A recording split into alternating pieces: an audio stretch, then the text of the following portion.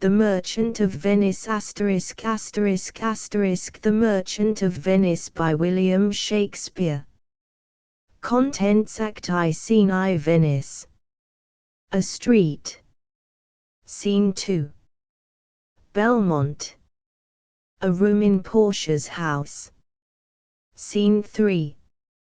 Venice. A public place. Act II, Scene I, Belmont. A room in Portia's house. Scene 2. Venice. A street. Scene 3. The same. A room in Shylock's house. Scene 4. The same. A street. Scene V. The same. Before Shylock's house. Scene 6. The same. Scene 7. Belmont. A room in Portia's house. Scene 8. Venice. A street. Scene 9. Belmont. A room in Portia's house.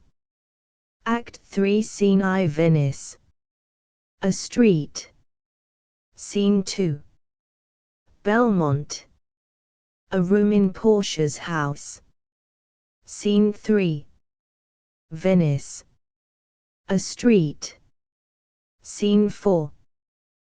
Belmont. A room in Portia's house. Scene V. The same. A garden. Act IV, Scene I, Venice. A court of justice. Scene 2. The same. A street. Act V, Scene I, Belmont. The avenue to Portia's house. Dramatis personae: the Duke of Venice, the Prince of Morocco, suitor to Portia, the Prince of Aragon, suitor to Portia, Antonio, a merchant of Venice, Barsanio, his friend, suitor to Portia, Gratiano, friend to Antonio and Barsanio, Solenio, friend to Antonio and Barsanio, Salarino, friend to Antonio and Barsanio, Lorenzo, in love with Jessica Shylock, a rich Jew, Tubal, a Jew, his friend Launcelot Gobbo, a clown, servant to Shylock, old Gobbo, father to Launcelot, Leonardo, servant to Barsanio, Baltazar, servant to Portia, Stefano, servant to Portia, Saurio, a messenger from Venice, Portia, a rich heiress, Nerissa, her waiting woman, Jessica, daughter to Shylock, magnificos of Venice, officers of the court of justice, a gaoler, servants and other attendants. Scene, partly at Venice, and partly at Belmont, the seat of Portia on the continent. Act I, Scene I, Venice. A street. Enter Antonio, Salarino and Solenio. Antonio. In sooth I know not why I am so sad, it wearies me. You say it wearies you, but how I caught it, found it, or came by it, what stuff 'tis made of, whereof it is born, I am to learn. And such a want-wit sadness makes of me, that I have much ado to know myself. Salarino. Your mind is tossing on the ocean, there where your argosies, with portly sail like Cyneas and rich burghers on the flood, or as it were the pageants of the sea, do overpeer the petty traffickers that curtsy to them, do them reverence, as they fly by them with their woven wings. Solenio. Believe me, sir, had I such venture forth, the better part of my affections would be with my hopes abroad. I should be still plucking the grass to know where sits the wind, peering in maps for ports, and piers and roads, and every object that might make me fear misfortune to my ventures, out of doubt would make me sad. Salarino. My wind cooling my broth would blow me to an egg when I thought what harm a wind too great might do at sea. I should not see the sandy hourglass run, but I should think of shallows and of flats, and see my wealthy Andrew Dockdy in sand, veiling her high top lower than her ribs to kiss her burial. Should I go to church and see the holy edifice of stone and not bethink me straight of dangerous rocks, which, touching but my gentle vessel's side, would scatter all her spices on the stream, enrobe the roaring waters with my silks, and, in a word, but even now worth this, and now worth nothing. Shall I have the thought to think on this, and shall I lack the thought that such a thing bechanked would make me sad? But tell not me, I know Antonio is sad to think upon his merchandise. Antonio. Believe me, no, I thank my fortune for it. My ventures are not in one bottom trusted, nor to one place, nor is my whole estate upon the fortune of this present year. Therefore my merchandise makes me not sad. Salarino. Why then you are in love. Antonio. Fie, fie. Salarino. Not in love neither. Then let us say you are sad because you are not merry, and 'twere as easy for you to laugh and leap and say you are merry because you are not sad. Now, by two-headed Janus, nature hath framed strange fellows in her time, some that will evermore peep through their eyes, and laugh like parrots at a bagpiper, and other of such vinegar aspect that they'll not show their teeth in way of smile, though Nestor swear the jest be laughable. Enter Barsanio, Lorenzo and Gratiano. Solenio. Here comes Barsanio, your most noble kinsman, Gratiano, and Lorenzo. Fare ye well. We leave you now with better company. Salarino. I would have stayed till I had made you merry, if worthier friends had not prevented me. Antonio. Your worth is very dear in my regard. I take it your own business calls on you, and you embrace occasion to depart. Salarino. Good morrow, my good lords. Barsanio. Good signiors both, when shall we laugh? Say, when? You grow exceeding strange. Must it be so? Salarino. We'll make our leisures to attend on yours. Exeunt Salarino and Solenio. Lorenzo. My lord Barsanio, since you have found Antonio, we too will leave you, but at dinner time I pray you have in mind where we must meet. Barsanio. I will not fail you. Gratiano. You look not well, Signior Antonio, you have too much respect upon the world. They lose it that do buy it with much care. Believe me, you are marvelously charmedy. Antonio. I hold the world but as the world, Gratiano, a stage, where every man must play a part, and mine a sad one. Gratiano.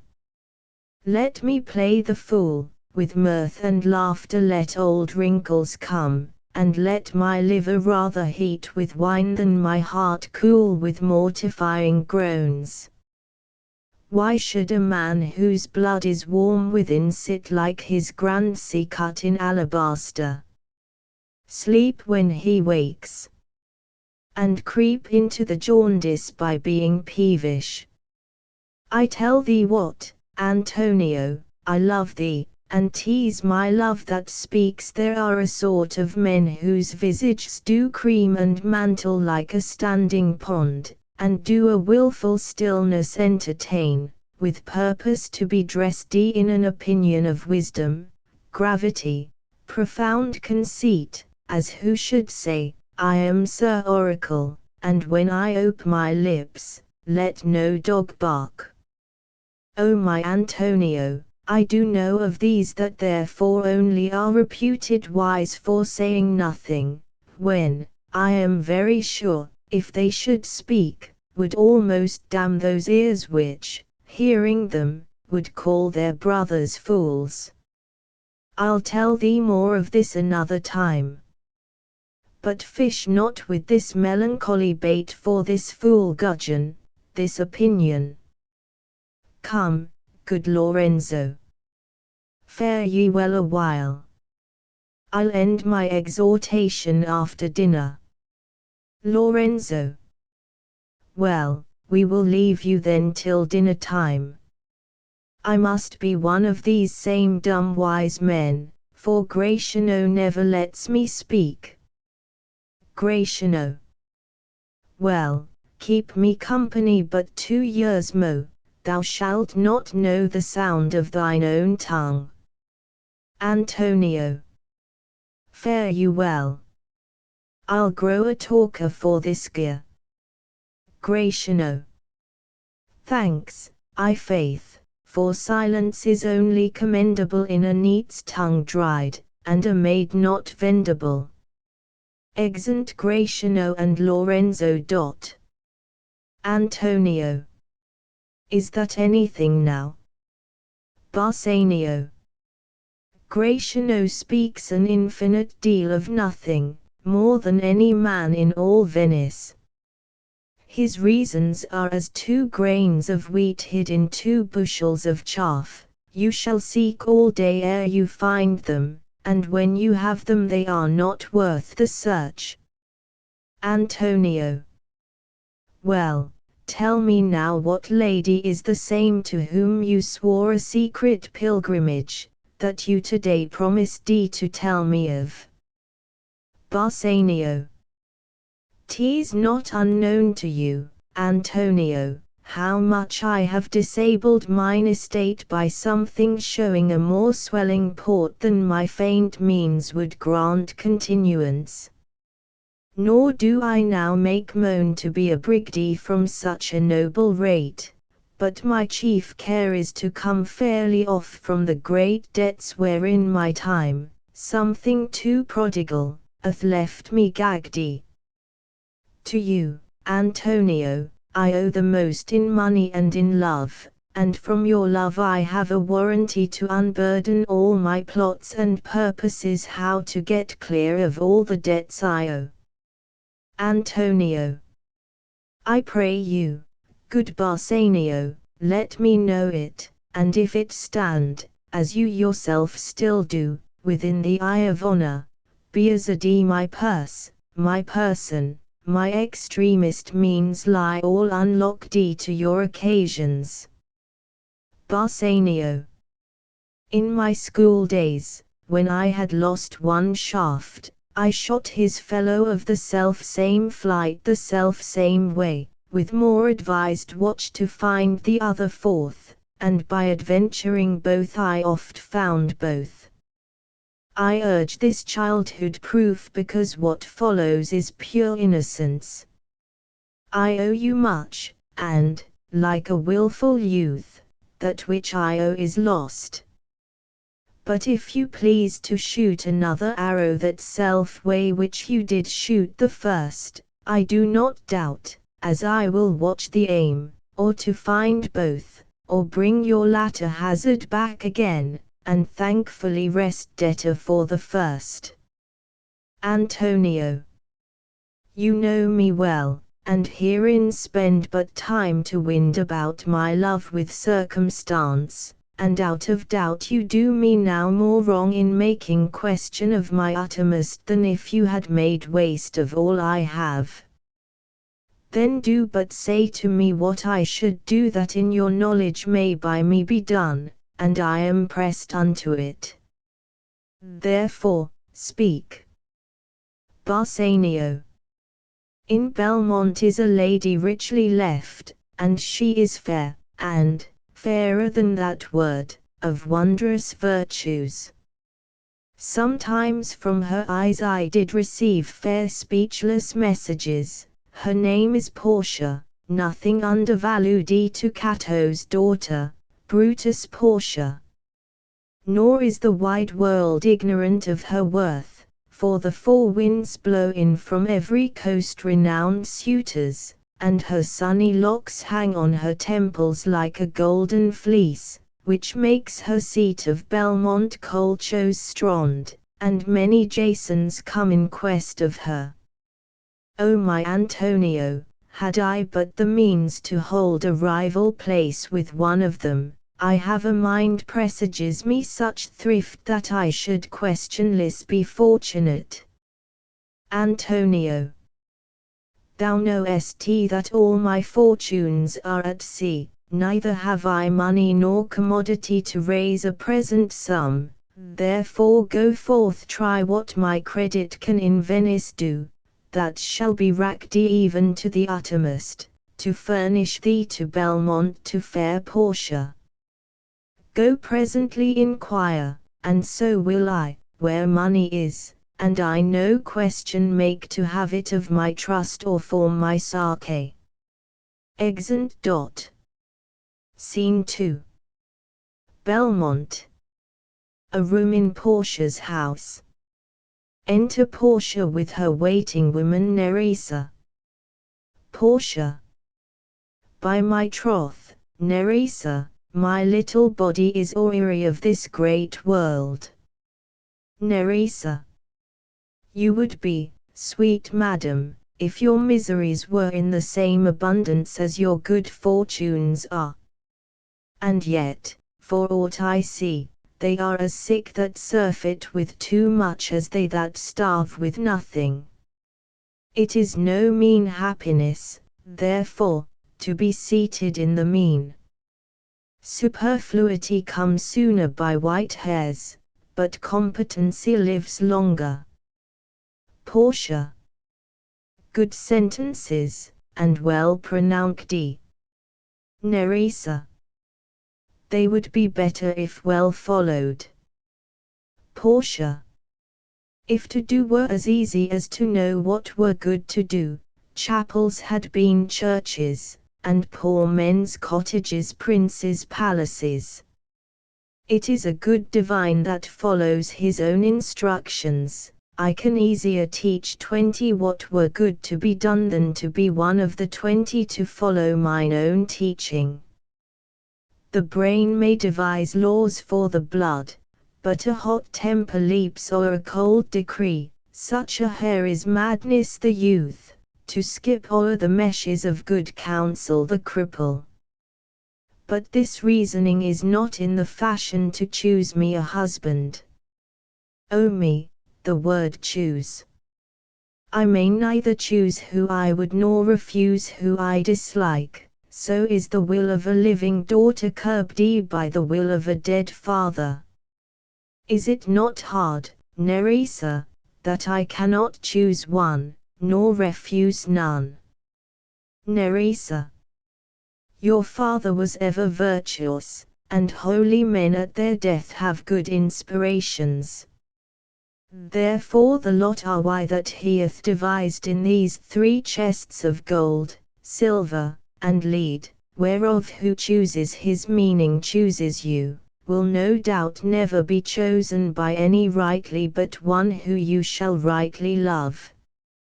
But what warmth is there in your affection towards any of these princely suitors that are already come? Portia. I pray thee overname them, and as thou namest them, I will describe them, and according to my description level at my affection. Nerissa. First, there is the Neapolitan prince. Portia. That's a colt indeed, for he doth nothing but talk of his horse, and he makes it a great appropriation to his own good parts that he can shoe him himself. I am much afeard my lady his mother played false with a smith. Nerissa. Then is there the County Palatine. Portia. He doth nothing but frown, as who should say and you will not have me, choose. He hears merry tales and smiles not. I fear he will prove the weeping philosopher when he grows old, being so full of unmannerly sadness in his youth. I had rather be married to a death's head with a bone in his mouth than to either of these. God defend me from these two. Nerissa. How say you by the French lord, Monsieur le Bon? Portia. God made him, and therefore let him pass for a man. In truth, I know it is a sin to be a mocker, but he. Why, he hath a horse better than the Neapolitans, a better bad habit of frowning than the Count Palatine. He is every man in no man. If a throstle sing, he falls straight a cap ring. He will fence with his own shadow. If I should marry him, I should marry 20 husbands. If he would despise me, I would forgive him, for if he love me to madness, I shall never requite him. Nerissa. What say you then to Faulconbridge, the young Baron of England? Portia. You know I say nothing to him, for he understands not me, nor I him. He hath neither Latin, French, nor Italian, and you will come into the court and swear that I have a poor pennyworth in the English. He is a proper man's picture, but alas, who can converse with a dumb show? How oddly he is suited! I think he bought his doublet in Italy, his round hose in France, his bonnet in Germany, and his behavior everywhere. Nerissa. What think you of the Scottish lord, his neighbour? Portia. That he hath a neighbourly charity in him, for he borrowed a box of the ear of the Englishman, and swore he would pay him again when he was able. I think the Frenchman became his surety, and sealed under for another. Nerissa. How like you the young German, the Duke of Saxony's nephew? Portia. Very vilely in the morning when he is sober, and most vilely in the afternoon when he is drunk. When he is best, he is a little worse than a man, and when he is worst, he is little better than a beast. And the worst fall that ever fell, I hope I shall make shift to go without him. Nerissa. If he should offer to choose, and choose the right casket, you should refuse to perform your father's will, if you should refuse to accept him. Portia. Therefore, for fear of the worst, I pray thee set a deep glass of Rhenish wine on the contrary casket, for if the devil be within and that temptation without, I know he will choose it. I will do anything, Nerissa, ere I will be married to a sponge. Nerissa. You need not fear, lady, the having any of these lords. They have acquainted me with their determinations, which is indeed to return to their home, and to trouble you with no more suit, unless you may be won by some other sort than your father's imposition, depending on the caskets. Portia. If I live to be as old as Sibylla, I will die as chaste as Diana, unless I be obtained by the manner of my father's will. I am glad this parcel of wooers are so reasonable, for there is not one among them but I dote on his very absence. And I pray God grant them a fair departure. Nerissa. Do you not remember, lady, in your father's time, a Venetian, a scholar and a soldier, that came hither in company of the Marquis of Montfrat? Portia. Yes, yes, it was Bassanio, as I think, so was he called. Nerissa. True, madam. He, of all the men that ever my foolish eyes looked upon, was the best deserving a fair lady. Portia. I remember him well, and I remember him worthy of thy praise. Enter a servingman. How now? What news? Servingman. The 4 strangers seek for you, madam, to take their leave. And there is a forerunner come from a 5th, the Prince of Morocco, who brings word the prince his master will be here tonight. Portia. If I could bid the 5th welcome with so good heart as I can bid the other 4 farewell, I should be glad of his approach. If he have the condition of a saint and the complexion of a devil, I had rather he should shrive me than wive me. Come, Nerissa. Sirrah, go before. Whiles we shut the gate upon one wooer, another knocks at the door. Exeunt. Scene 3. Venice. A public place. Enter Bassanio with Shylock the Jew. Shylock. 3,000 ducats, well. Bassanio. Sir, for 3 months. Shylock. For 3 months, well. Bassanio. For the which, as I told you, Antonio shall be bound. Shylock. Antonio shall become bound, well. Bassanio. May you stead me? Will you pleasure me? Shall I know your answer? Shylock.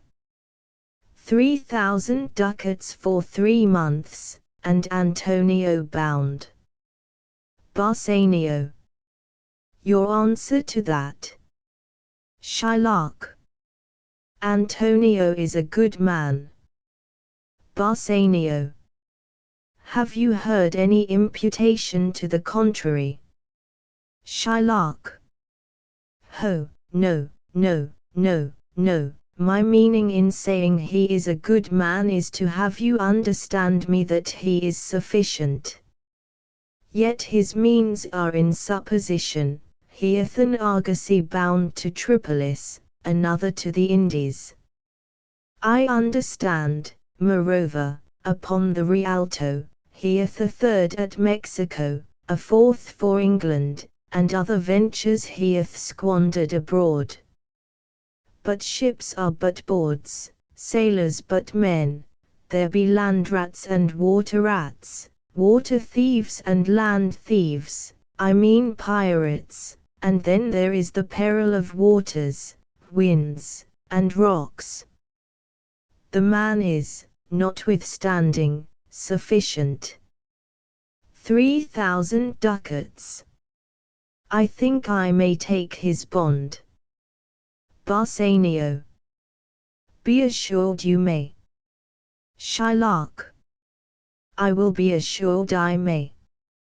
And that I may be assured, I will bethink me. May I speak with Antonio? Bassanio. If it please you to dine with us. Shylock. Yes, to smell pork, to eat of the habitation which your prophet, the Nazarite, conjured the devil into. I will buy with you, sell with you, talk with you, walk with you, and so following, but I will not eat with you, drink with you, nor pray with you. What news on the Rialto? Who is he comes here? Enter Antonio. Bassanio. This is Senior Antonio. Shylock. Aside. How like a fawning publican he looks. I hate him for he is a Christian, but more for that in low simplicity he lends out money gratis, and brings down the rate of usance here with us in Venice. If I can catch him once upon the hip, I will feed fat the ancient grudge I bear him.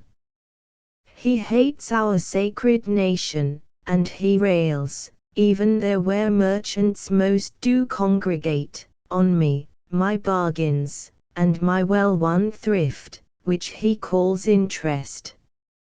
Cursed be my tribe if I forgive him. Bassanio. Shylock, do you hear? Shylock. I am debating of my present store, and by the near guess of my memory I cannot instantly raise up the gross of full 3,000 ducats. What of that? Tubal, a wealthy Hebrew of my tribe, will furnish me. But soft. How many months do you desire? To Antonio. Rest you fair, good Senior, your worship was the last man in our mouths. Antonio. Shylock, albeit I neither lend nor borrow by taking nor by giving of excess, yet to supply the ripe wants of my friend, I'll break a custom. To Bassanio. Is he yet possessed? How much ye would? Shylock. 3,000 ducats. Antonio. And for 3 months. Shylock. I had forgot, 3 months, you told me so. Well then, your bond. And let me see, but hear you, methout you said you neither lend nor borrow upon advantage. Antonio. I do never use it. Shylock. When Jacob grazed his uncle Laban's sheep, this Jacob from our holy Abram was as his wise mother wrought in his behalf, the third possessor, he was the third. Antonio. And what of him? Did he take interest? Shylock. No, not take interest, not, as you would say, directly interest. Mark what Jacob did. When Laban and himself were compromised that all the eanlings which were streaked and pied should fall as Jacob's hire, the ewes being rank in end of autumn turned to the rams, and when the work of generation was between these woolly breeders in the act, the skilful shepherd pilled me certain wands, and in the doing of the deed of kind, he stuck them up before the fulsome ewes, who then conceiving did in earing time fall party-coloured lambs, and those were Jacob's. This was a way to thrive, and he was blessed, and thrift is blessing if men steal it not. Antonio. This was a venture, sir, that Jacob served for, a thing not in his power to bring to pass, but swayed and fashioned by the hand of heaven. Was this inserted to make interest good? Or is your gold and silver ewes and rams? Shylock. I cannot tell, I make it breed as fast. But note me, Senior. Antonio. Mark you this, Bassanio, the devil can cite scripture for his purpose. An evil soul producing holy witness is like a villain with a smiling cheek, a goodly apple rotten at the heart. Oh, what a goodly outside forsooth! Shylock. 3,000 ducats, 'tis a good round sum. 3 months from 12, then let me see the rate. Antonio. Well, Shylock, shall we be beholding to you? Shylock. Senior Antonio, many a time and oft in the Rialto you have rated me about my moneys and my usances. Still have I borne it with a patient shrug, for sufferance is the badge of all our tribe. You call me misbeliever, cut-throat dog, and spet upon my Jewish gabardine, and all for use of that which is mine own. Well then, it now appears you need my help. Go to, then, you come to me, and you say, Shylock, we would have moneys. You say so, you that did void your rheum upon my beard, and foot me as you spurn a stranger cur over your threshold. Moneys is your suit. What should I say to you? Should I not saith a dog money? Is it possible a cur can lend 3,000 ducats? Or shall I bend low and, in a bondman's key, with bated breath and whispering humbleness, say this, fair sir, you spet on me on Wednesday last, you spurned me such a day, another time you called me dog, and for these courtesies I'll lend you thus much moneys. Antonio. I am as like to call thee so again, to spet on thee again, to spurn thee too. If thou wilt lend this money, lend it not as to thy friends, for when did friendship take a breed for barren metal of his friend? But lend it rather to thine enemy, who if he break, thou mayst with better face exact the penalty. Shylock. Why, look you how you storm. I would be friends with you, and have your love, forget the shames that you have stained me with, supply your present wants, and take no doit of usance for my moneys, and you'll not hear me, this is kind I offer. Bassanio. This were kindness. Shylock. This kindness will I show. Go with me to a notary, seal me there your single bond, and in a merry sport, if you repay me not on such a day, in such a place, such sum or sums as are expressed in the condition, let the forfeit be nominated for an equal pound of your fair flesh, to be cut off and taken in what part of your body pleaseth me. Antonio. Content, in faith, I'll seal to such a bond, and say there is much kindness in the Jew. Bassanio. You shall not seal to such a bond for me, I'll rather dwell in my necessity. Antonio. Why, fear not, man, I will not forfeit it, within these 2 months, that's a month before this bond expires, I do expect return of thrice 3 times the value of this bond. Shylock. O Father Abraham, what these Christians are, whose own hard dealings teaches them suspect the thoughts of others. Pray you, tell me this, if he should break his day, what should I gain by the exaction of the forfeiture? A pound of man's flesh, taken from a man, is not so estimable, profitable neither, as flesh of muttons, beefs, or goats. I say, to buy his favor, I extend this friendship. If he will take it, so. If not, adieu, and for my love I pray you wrong me not. Antonio.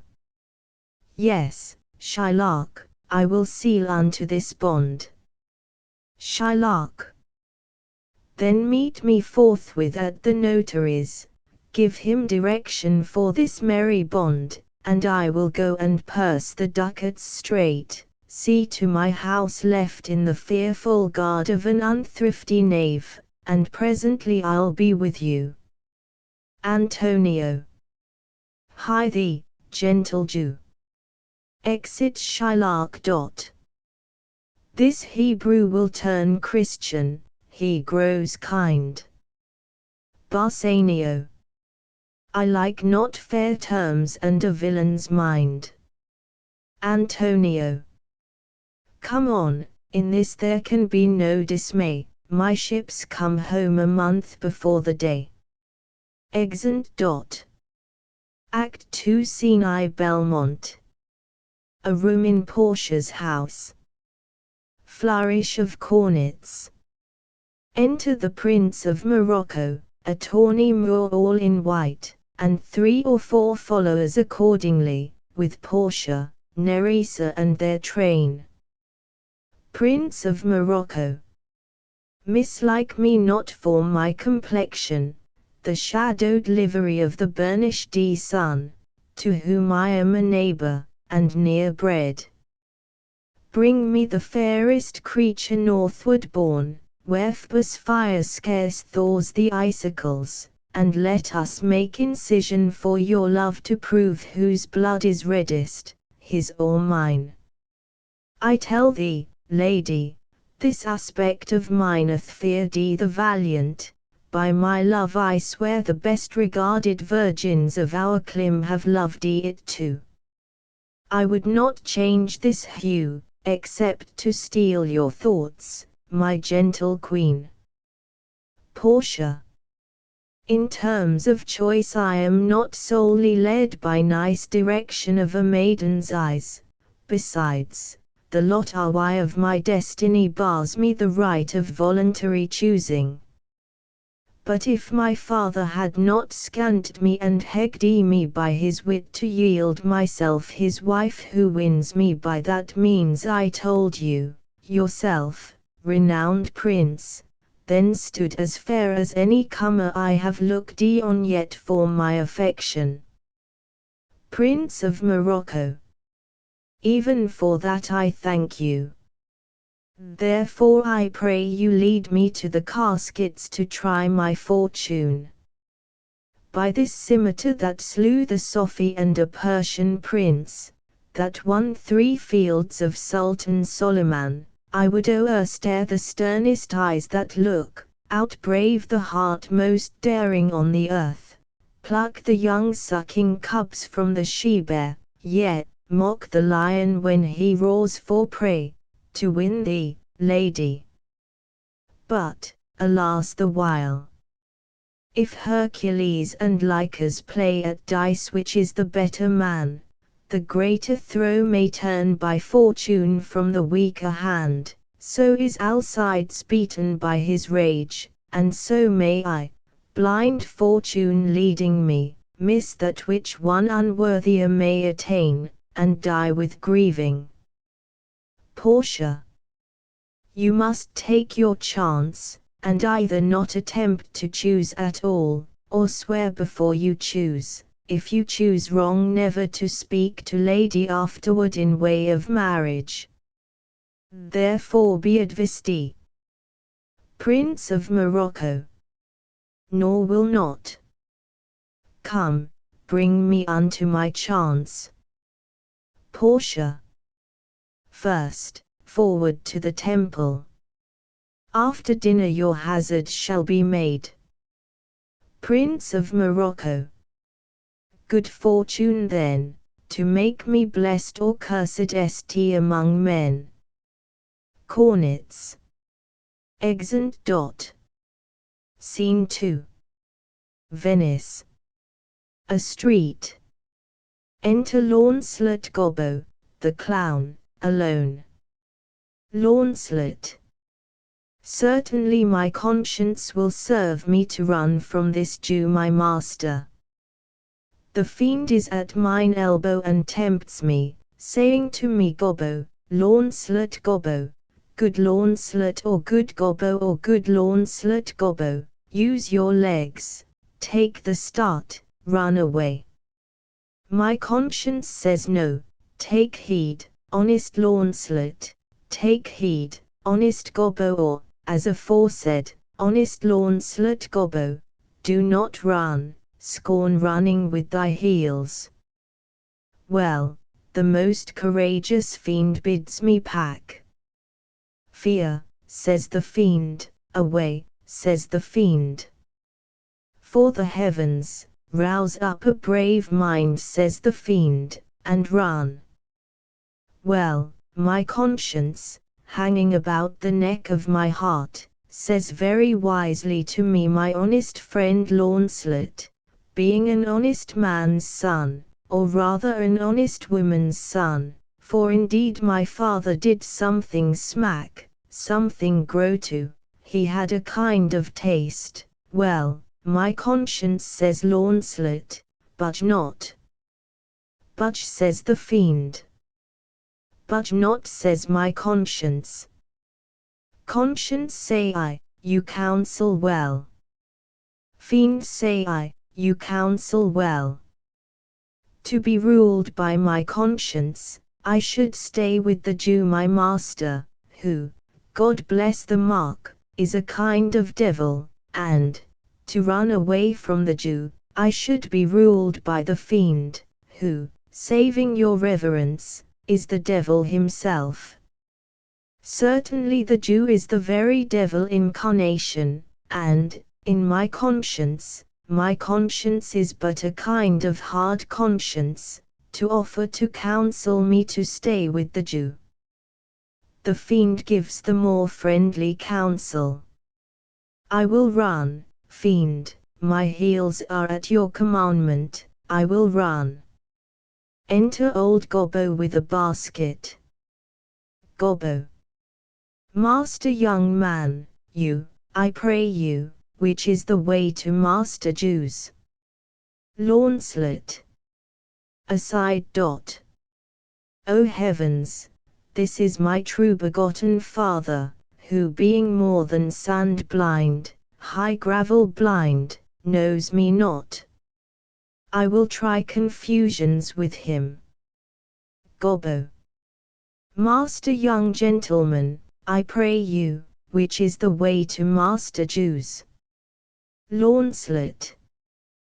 Turn up on your right hand at the next turning, but at the next turning of all on your left, marry, at the very next turning, turn of no hand, but turn down indirectly to the Jew's house.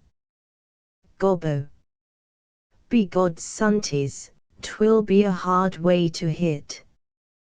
Can you tell me whether one Launcelot, that dwell with him or no? Launcelot. Talk you of young Master Launcelot? Aside. Mark me now will I raise the waters. Talk you of young Master Launcelot? Gobbo. No master, sir, but a poor man's son, his father, though I say he, is an honest exceeding poor man, and, God be thanked, well to live. Launcelot.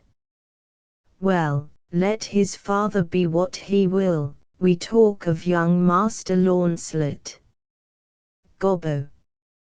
Your worship's friend, and Launcelot, sir. Launcelot. But I pray you, ergo, old man, ergo, I beseech you, talk you of young Master Launcelot? Gobbo. Of Launcelot, and he please your mastership. Launcelot. Ergo, Master Launcelot. Talk not of Master Launcelot, father, for the young gentleman, according to fates and destinies, and such odd sayings, the sisters three and such branches of learning, is indeed deceased, or, as you would say in plain terms, gone to heaven. Gobbo. Marry, God forbid. The boy was the very staff of my age, my very prop. Launcelot. Aside. Do I look like a cudgel or a hovel post, a staff or a prop?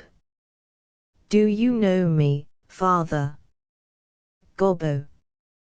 Alack the day!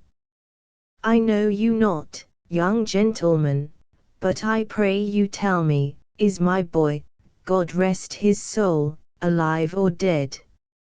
Launcelot.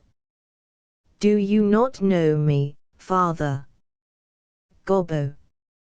Alack, sir, I am sand blind, I know you not. Launcelot. Nay, indeed, if you had your eyes, you might fail of the knowing me. It is a wise father that knows his own child. Well, old man, I will tell you news of your son. Give me your blessing, truth will come to light, murder cannot be hid long, a man's son may, but in the end truth will out. Gobbo. Pray you, sir, stand up, I am sure you are not Launcelot my boy.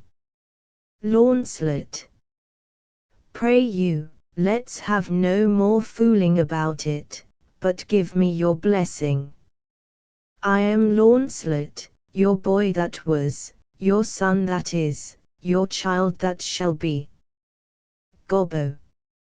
I cannot think you are my son. Launcelot.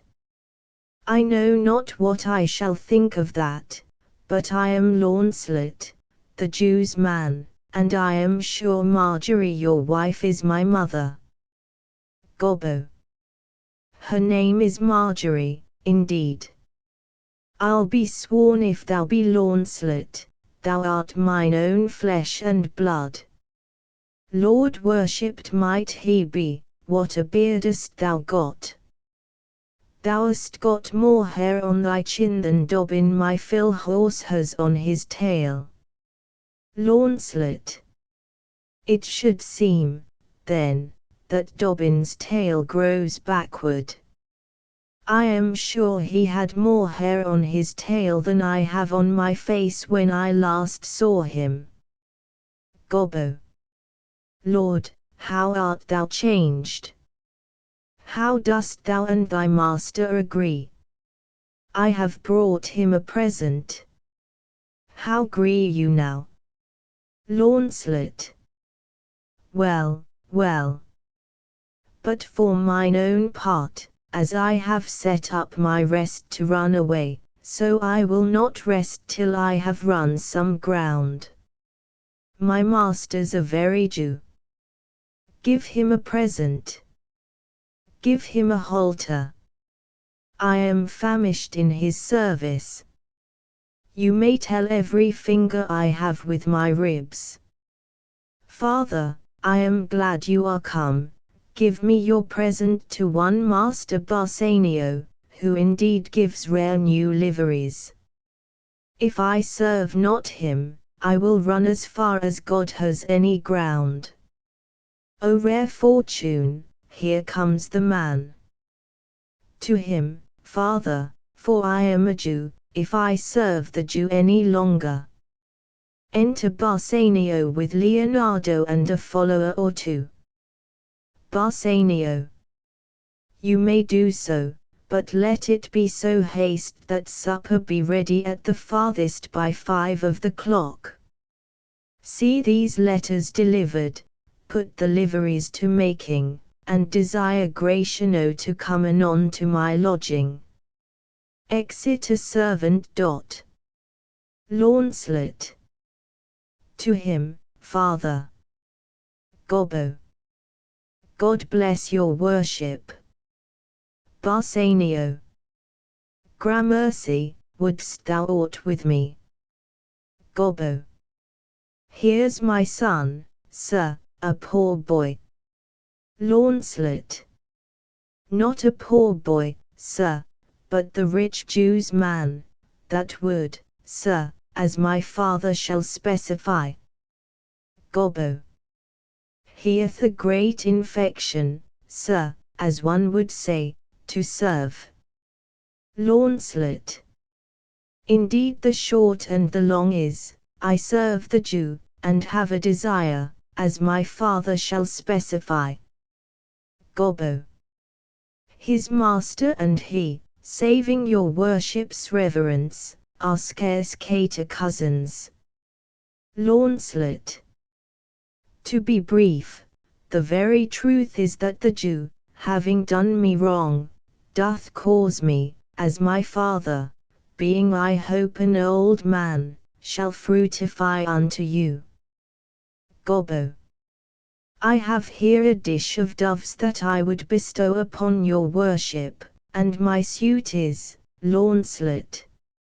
In very brief, the suit is impertinent to myself, as your worship shall know by this honest old man, and though I say it, though old man, yet poor man, my father. Bassanio. One speak for both. What would you? Launcelot. Serve you, sir. Gobbo. That is the very defect of the matter, sir. Bassanio. I know thee well, thou hast obtained thee thy suit.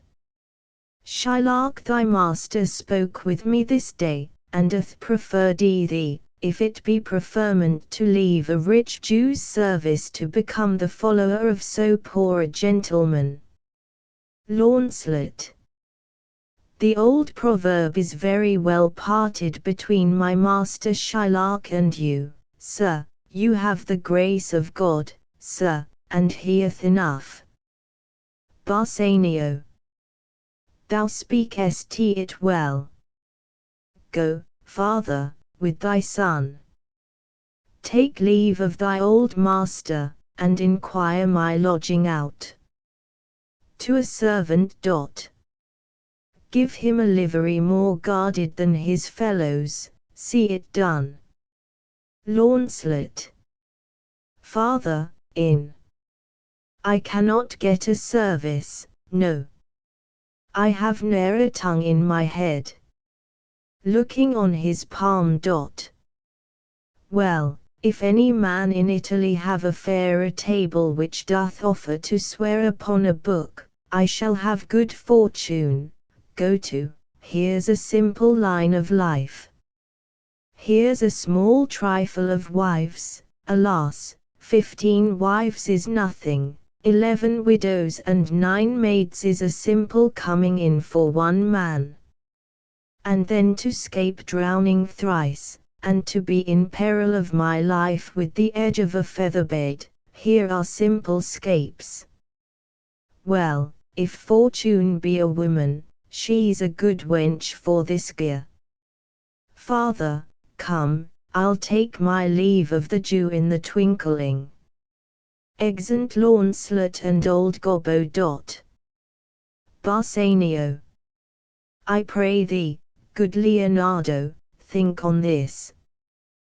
These things being bought and orderly bestowed, return in haste, for I do feast tonight my best esteemed acquaintance. Hie thee, go. Leonardo. My best endeavors shall be done herein. Enter Gratiano. Gratiano. Where's your master? Leonardo. Yonder, sir, he walks. Exit. Gratiano. Sine Bassanio. Bassanio. Gratiano. Gratiano. I have suit to you. Bassanio. You have obtained it. Gratiano. You must not deny me, I must go with you to Belmont. Bassanio. Why, then you must. But hear thee, Gratiano, thou art too wild, too rude, and bold of voice, parts that become thee happily enough, and in such eyes as ours appear not faults, but where thou art not known, why there they show something too liberal. Pray thee, take pain to allay with some cold drops of modesty thy skipping spirit, lest through thy wild behavior I be misconstrued in the place I go to, and lose my hopes. Gratiano. Sine Bassanio, hear me. If I do not put on a sober habit, talk with respect, and swear but now and then, wear prayer books in my pocket, look demurely, nay more, while grace is saying, hood mine eyes thus with my hat, and sigh, and say Amen, use all the observance of civility like one well studied in a sad ostent to please his grandam, never trust me more. Bassanio. Well, we shall see your bearing. Gratiano. Nay, but I bar tonight, you shall not gauge me by what we do tonight. Bassanio. No, that were pity. I would entreat you rather to put on your boldest suit of mirth, for we have friends that purpose merriment. But fare you well, I have some business. Gratiano.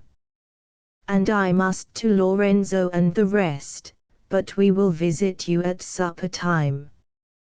Exeunt. Scene 3. The same. A room in Shylock's house. Enter Jessica and Launcelot. Jessica. I am sorry thou wilt leave my father so. Our house is hell, and thou, a merry devil, didst rob it of some taste of tediousness. But fare thee well, there is a ducat for thee, and, Launcelot, soon at supper shalt thou see Lorenzo, who is thy new master's guest. Give him this letter, do it secretly. And so farewell. I would not have my father see me in talk with thee. Launcelot. Adieu. Tears exhibit my tongue, most beautiful pagan, most sweet Jew. If a Christian do not play the knave and get thee, I am much deceived. But, adieu. These foolish drops do something drown my manly spirit. Adieu. Jessica. Farewell, good Launcelot. Exit Launcelot. Alack, what heinous sin is it in me to be ashamed to be my father's child? But though I am a daughter to his blood, I am not to his manners. O Lorenzo, if thou keep promise, I shall end this strife, become a Christian and thy loving wife. Exit. Scene 4. The same. A street. Enter Gratiano, Lorenzo, Salarino and Solenio. Lorenzo. Nay, we will slink away in supper time, disguise us at my lodging, and return all in an hour. Gratiano. We have not made good preparation. Salarino. We have not spoke us yet of torch-bearers. Solenio. 'Tis vile, unless it may be quaintly ordered, and better in my mind not undertook. Lorenzo. 'Tis now but 4 o'clock, we have 2 hours to furnish us. Enter Launcelot with a letter. Friend Launcelot, what's the news? Launcelot. And it shall please you to break up this, it shall seem to signify. Lorenzo. I know the hand, in faith 'tis a fair hand, and whiter than the paper it writ on is the fair hand that writ. Gratiano. Love news, in faith. Launcelot. By your leave, sir. Lorenzo. Whither goest thou? Launcelot. Marry, sir, to bid my old master the Jew to sup tonight with my new master the Christian. Lorenzo. Hold here, take this. Tell gentle Jessica I will not fail her, speak it privately. Go, gentlemen, exit Launcelot. Will you prepare you for this masque tonight? I am provided of a torch-bearer. Salarino. Marry, I'll be gone about it straight. Solenio. And so will I, Lorenzo. Meet me and Gratiano at Gratiano's lodging some hour hence. Salarino. 'Tis good we do so. Exeunt Salarino and Solenio. Gratiano. Was not that letter from fair Jessica? Lorenzo. I must needs tell thee all. She hath directed how I shall take her from her father's house, what gold and jewels she is furnished with, what pages suit she hath in readiness. If ere the Jew her father come to heaven, it will be for his gentle daughter's sake, and never dare misfortune cross her foot, unless she do it under this excuse, that she is issue to a faithless Jew. Come, go with me, peruse this as thou goest, fair Jessica shall be my torch-bearer. Exeunt. Scene V. The same. Before Shylock's house. Enter Shylock the Jew and Launcelot his man that was the clown. Shylock. Well, thou shalt see, thy eyes shall be thy judge, the difference of old Shylock and Bassanio. What, Jessica, thou shalt not gourmandize as thou hast done with me, what, Jessica, and sleep, and snore, and rend apparel out. Why, Jessica, I say. Launcelot. Why, Jessica. Shylock. Who bids thee call? I do not bid thee call. Launcelot. Your worship was wont to tell me I could do nothing without bidding. Enter Jessica. Jessica. Call you. What is your will? Shylock. I am bid forth to supper, Jessica. There are my keys. But wherefore should I go? I am not bid for love, they flatter me. But yet I'll go in hate, to feed upon the prodigal Christian. Jessica, my girl, look to my house. I am right loath to go, there is some ill brewing towards my rest, for I did dream of moneybags tonight. Launcelot. I beseech you, sir, go. My young master doth expect your reproach. Shylock. So do I his. Launcelot. And they have conspired together. I will not say you shall see a masque, but if you do, then it was not for nothing that my nose fell bleeding on Black Monday last at 6 o'clock ith morning, falling out that year on Ash Wednesday was 4 year in th afternoon. Shylock. What, are there masques? Hear you me, Jessica, lock up my doors, and when you hear the drum and the vile squealing of the wry-necked fife, clamber not you up to the casements then, nor thrust your head into the public street to gaze on Christian fools with varnished faces, but stop my house's ears, I mean my casements. Let not the sound of shallow fob enter my sober house. By Jacob's staff I swear I have no mind of feasting forth tonight. But I will go. Go you before me, sirrah. Say I will come. Launcelot. I will go before, sir. Mistress, look out at window for all this. There will come a Christian by will be worth a Jew. Exit Launcelot. Shylock. What says that fool of Hygge's offspring, ha? Jessica. His words were farewell, mistress, nothing else. Shylock. The patch is kind enough, but a huge feeder, snail slow in profit, and he sleeps by day more than the wild cat. Drones hive not with me, therefore I part with him, and part with him to one that I would have him help to waste his borrowed purse. Well, Jessica, go in. Perhaps I will return immediately. Do as I bid you, shut doors after you, fast bind, fast find. A proverb never stale in thrifty mind. Exit.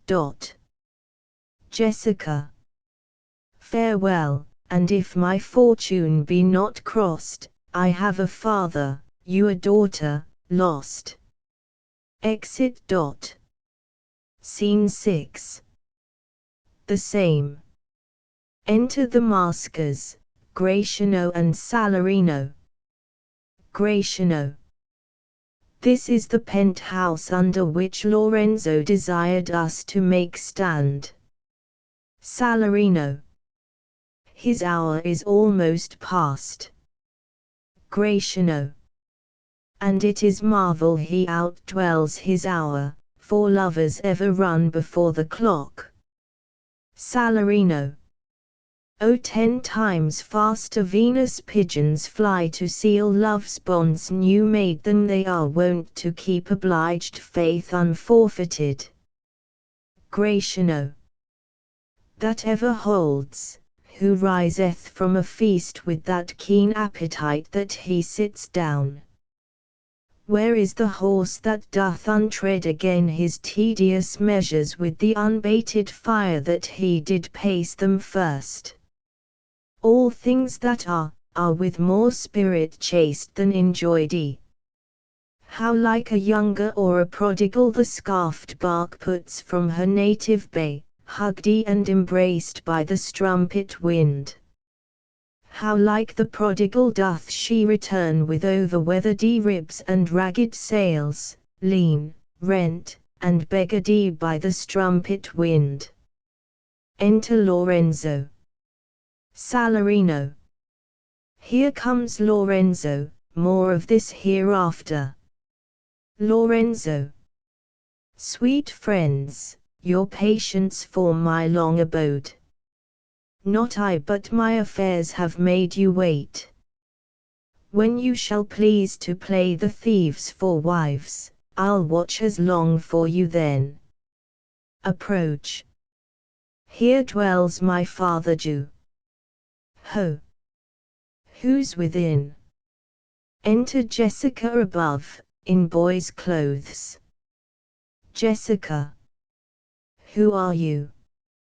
Tell me, for more certainty, albeit I'll swear that I do know your tongue. Lorenzo. Lorenzo, and thy love. Jessica.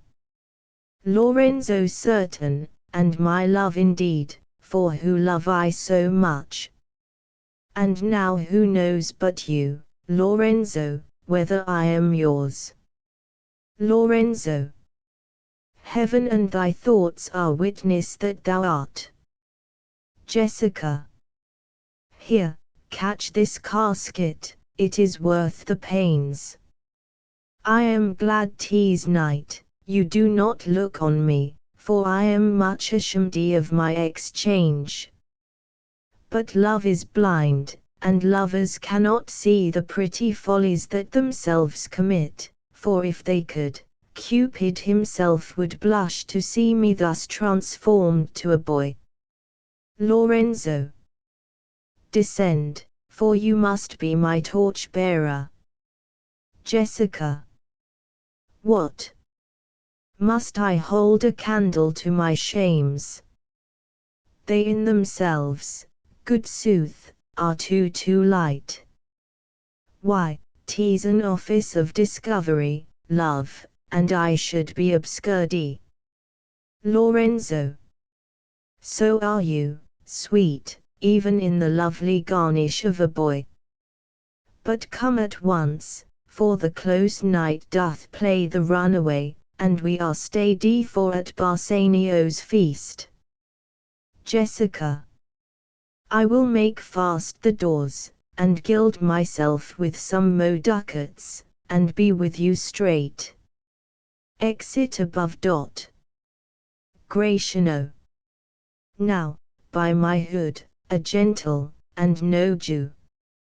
Lorenzo, beshrew me, but I love her heartily, for she is wise, if I can judge of her, and fair she is, if that mine eyes be true, and true she is, as she hath proved herself.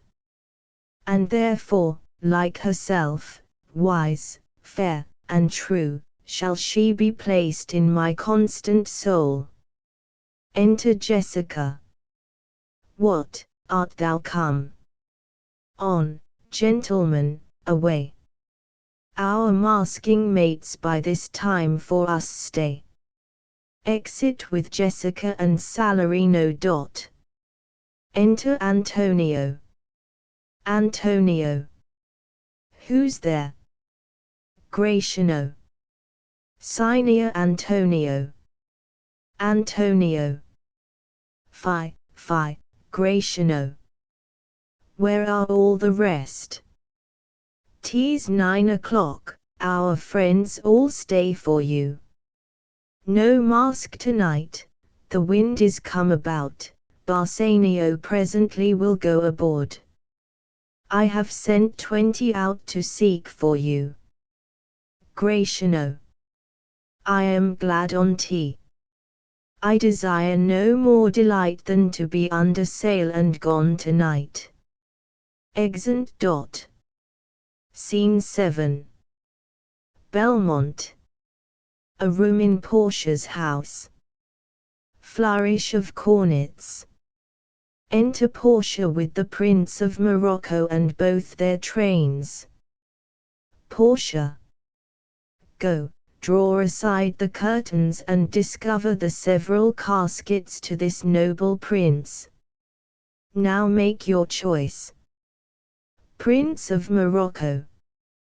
The first, of gold, who this inscription bears, who chooseth me shall gain what many men desire. The second, silver, which this promise carries, who chooseth me shall get as much as he deserves. This third, dull lead, with warning all as blunt, who chooseth me must give and hazard all he hath. How shall I know if I do choose the right? Portia. The one of them contains my picture, Prince. If you choose that, then I am yours withal. Prince of Morocco. Some God direct my judgment. Let me see. I will survey the inscriptions back again. What says this leaden casket? Who chooseth me must give and hazard all he hath. Must give, for what? For lead. Hazard for lead. This casket threatens, men that hazard all do it in hope of fair advantages. A golden mind stoops not to shows of dross, I'll then nor give nor hazard aught for lead. What says the silver with her virgin hue? Who chooseth me shall get as much as he deserves. As much as he deserves. Pause there, Morocco, and weigh thy value with an even hand. If thou beest rated by thy estimation, thou dost deserve enough, and yet enough may not extend so far as to the lady. And yet to be afeard of my deserving were but a weak disabling of myself. As much as I deserve. Why, that's the lady, I do in birth deserve her, and in fortunes, in graces, and in qualities of breeding, but more than these, in love I do deserve. What if I strayed no farther, but chose here? Let's see once more this saying graved in gold, who chooseth me shall gain what many men desire. Why, that's the lady, all the world desires her. From the four corners of the earth they come to kiss this shrine, this mortal breathing saint.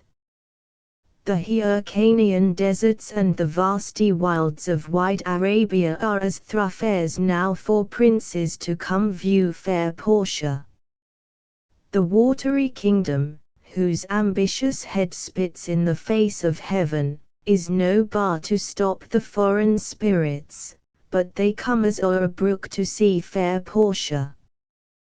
One of these three contains her heavenly picture. Eyes like that lead contains her. 'Twere damnation to think so base a thought. It were too gross to rip her cerecloth in the obscure grave.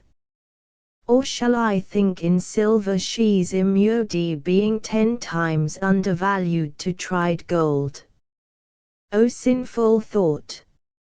Never so rich a gem was set in worse than gold. They have in England a coin that bears the figure of an angel stamped in gold, but that's insculped upon, but here an angel in a golden bed lies all within. Deliver me the key. Here do I choose, and thrive I as I may. Portia. There, take it, Prince, and if my form lie there, then I am yours. He unlocks the golden casket.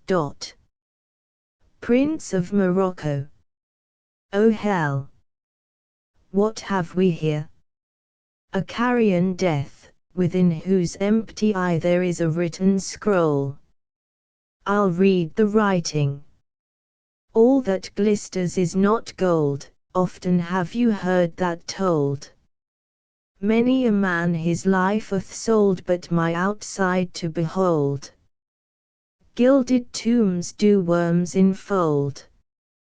Had you been as wise as bold, young in limbs, in judgment old, your answer had not been inscrolled. Fare you well, your suit is cold. Cold indeed and labour lost, then farewell heat, and welcome frost. Portia, adieu. I have too grieved a heart to take a tedious leave. Thus losers part. Exit with his train. Flourish of cornets. Portia. A gentle riddance. Draw the curtains, go. Let all of his complexion choose me so. Exeunt. Scene 8. Venice. A street. Enter Salarino and Solenio. Salarino.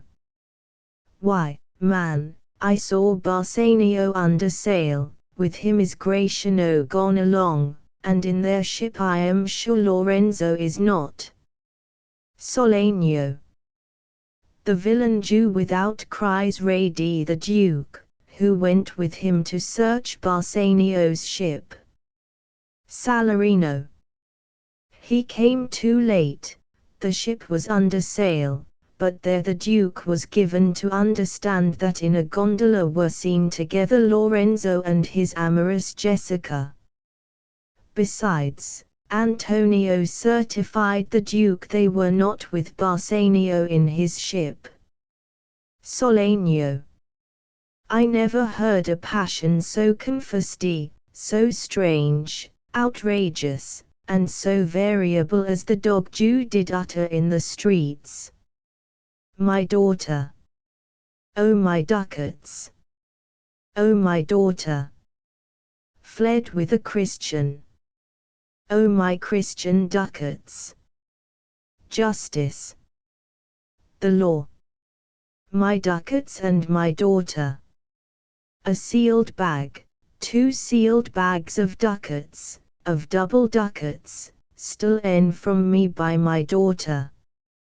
And jewels, 2 stones, 2 rich and precious stones, stolen by my daughter.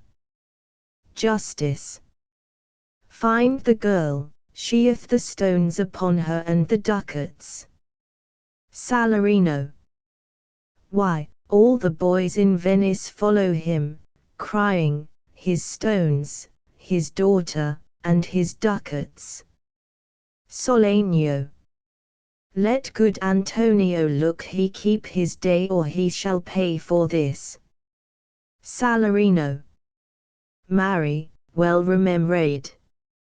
I reasoned with a Frenchman yesterday, who told me, in the narrow seas that part the French and English, there miscarried a vessel of our country richly fraught. I thought upon Antonio when he told me, and wished in silence that it were not his. Solenio. You were best to tell Antonio what you hear, yet do not suddenly, for it may grieve him. Salarino. A kinder gentleman treads not the earth. I saw Bassanio and Antonio part. Bassanio told him he would make some speed of his return. He answered, do not so, slubber not business for my sake, Bassanio, but stay the very riping of the time, and for the Jew's bond which he hath of me, let it not enter in your mind of love. Be merry, and employ your chiefest thoughts to courtship, and such fair ostents of love as shall conveniently become you there. And even there, his eye being big with tears, turning his face, he put his hand behind him, and with affection wondrous sensible he wrung Bassanio's hand, and so they parted. Solenio. I think he only loves the world for him. I pray thee, let us go and find him out and quicken his embraced heaviness with some delight or other. Salarino. Do we so? Exeunt. Scene 9. Belmont. A room in Portia's house. Enter Nerissa and a servitor. Nerissa. Quick, quick, I pray thee, draw the curtain straight. The Prince of Aragon hath ta'en his oath, and comes to his election presently. Flourish of cornets. Enter the Prince of Aragon, his train, and Portia. Portia.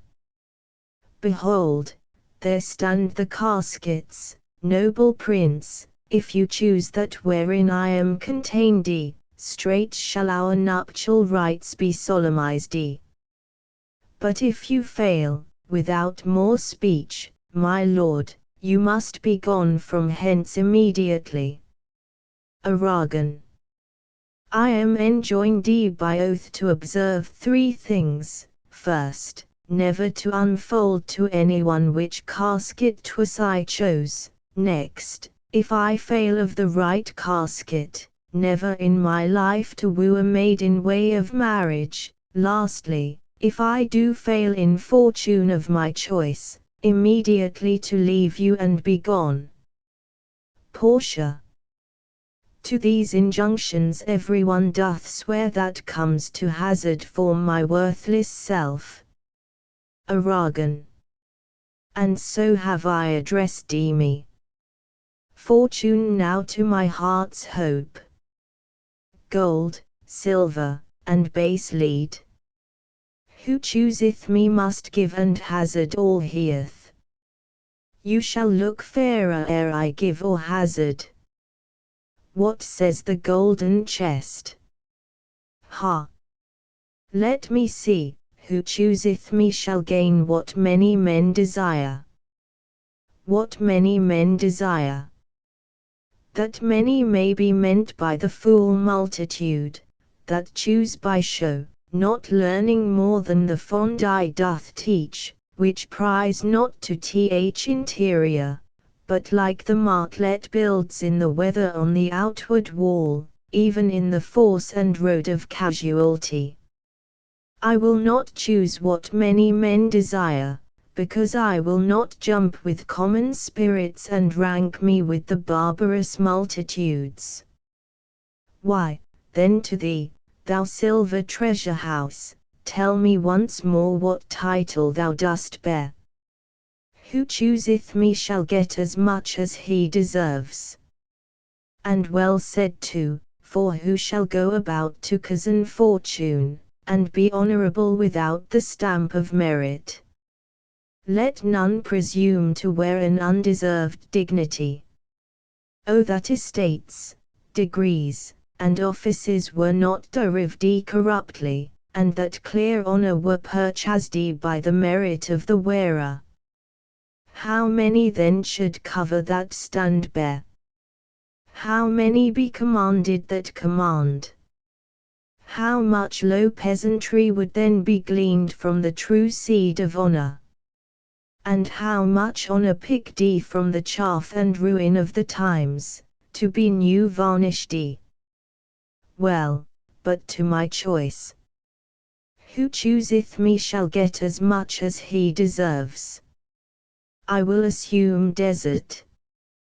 Give me a key for this, and instantly unlock my fortunes here. He opens the silver casket. Portia. Too long a pause for that which you find there. Aragon. What's here? The portrait of a blinking idiot presenting me a schedule. I will read it. How much unlike art thou to Portia? How much unlike my hopes and my deservings? Who chooseth me shall have as much as he deserves. Did I deserve no more than a fool's head? Is that my prize? Are my deserts no better? Portia. To offend and judge are distinct offices, and of opposed natures. Aragon. What is here? The fire 7 times tried this, 7 times tried that judgment is that did never choose amiss. Some there be that shadows kiss, such have but a shadow's bliss. There be fools alive, I wis, silver o'er, and so was this. Take what wife you will to bed, I will ever be your head, so be gone, you are sped. Still more fool I shall appear by the time I linger here. With one fool's head I came to woo, but I go away with 2. Sweet, adieu. I'll keep my oath, patiently to bear my wrath. Exit Aragon with his train. Portia. Thuseth the candle sing the moth. Oh, these deliberate fools! When they do choose, they have the wisdom by their wit to lose. Nerissa. The ancient saying is no heresy, hanging and wiving goes by destiny. Portia. Come, draw the curtain, Nerissa. Enter a messenger. Messenger. Where is my lady? Portia. Here. What would my lord? Messenger. Madam, there is alighted at your gate a young Venetian, one that comes before to signify th approaching of his lord, from whom he bringeth sensible regreets, to wit, besides commends and courteous breath, gifts of rich value, yet I have not seen so likely an ambassador of love. A day in April never came so sweet, to show how costly summer was at hand, as this forespurrer comes before his lord. Portia. No more, I pray thee. I am half afeard thou wilt say anon he is some kin to thee, thou spendest such high day wit in praising him. Come, come, Nerissa, for I long to see quick Cupid's post that comes so mannerly. Nerissa. Bassanio, Lord love, if thy will it be. Exeunt. Act 3 Scene I Venice. A street. Enter Solenio and Salarino. Solenio. Now, what news on the Rialto? Salarino.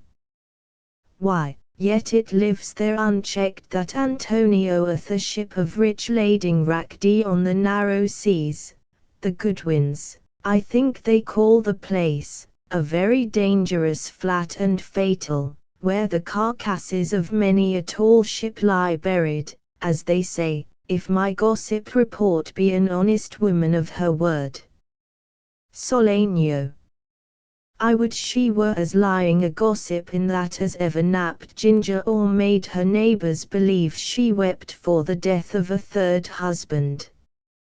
But it is true, without any slips of prolixity or crossing the plain highway of talk, that the good Antonio, the honest Antonio, oh that I had a title good enough to keep his name company, Salarino. Come, the full stop. Solenio. Ha, what sayest thou? Why, the end is, he hath lost a ship. Salarino. I would it might prove the end of his losses. Solenio. Let me say amen betimes, lest the devil cross my prayer, for here he comes in the likeness of a Jew. Enter Shylock. How now, Shylock, what news among the merchants? Shylock. You knew, none so well as you, of my daughter's flight. Salarino. That's certain, I, for my part, knew the tailor that made the wings she flew withal. Solenio. And Shylock, for his own part, knew the bird was fledged, and then it is the complexion of them all to leave the dam. Shylock. She is damned for it. Salarino. That's certain, if the devil may be her judge. Shylock. My own flesh and blood to rebel. Solenio. Out upon it, old carrion. Rebels it at these years. Shylock. I say my daughter is my flesh and my blood. Salarino. There is more difference between thy flesh and hers than between jet and ivory, more between your bloods than there is between red wine and Rhenish. But tell us, do you hear whether Antonio have had any loss at sea or no? Shylock. There I have another bad match, a bankrupt, a prodigal, who dare scarce show his head on the Rialto, a beggar that used to come so smug upon the mart, let him look to his bond. He was wont to call me usurer, let him look to his bond. he was wont to lend money for a Christian kersey, let him look to his bond.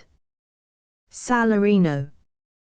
Why, I am sure if he forfeit, thou wilt not take his flesh. What's that good for? Shylock. To bait fish withal, if it will feed nothing else, it will feed my revenge. He'th discracked me and hindred me 500,000, laughed at my losses, mocked at my gains, scorned my nation, thwarted my bargains, cooled my friends, heated mine enemies. And what's his reason? I am a Jew. Hath not a Jew eyes? Hath not a Jew hands, organs, dimensions, senses, affections, passions? Fed with the same food, hurt with the same weapons, subject to the same diseases, healed by the same means, warmed and cooled by the same winter and summer as a Christian is. If you prick us, do we not bleed? If you tickle us, do we not laugh? If you poison us, do we not die? And if you wrong us, shall we not revenge? If we are like you in the rest, we will resemble you in that. If a Jew wrong a Christian, what is his humility? Revenge. If a Christian wrong a Jew, what should his sufferance be by Christian example? Why, revenge. The villainy you teach me I will execute, and it shall go hard but I will better the instruction. Enter a man from Antonio. Servant. Gentleman, my master Antonio is at his house, and desires to speak with you both. Salarino.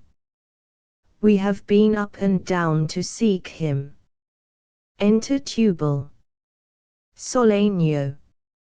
Here comes another of the tribe, a third cannot be matched unless the devil himself turn Jew. Exeunt Solenio, Salarino and the servant. Shylock. How now, Tubal, what news from Genoa? Hast thou found my daughter?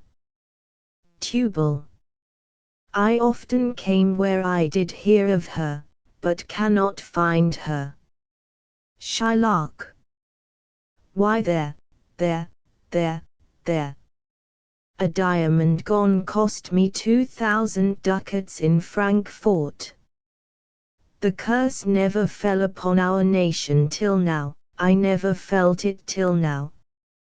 2,000 ducats in that, and other precious jewels.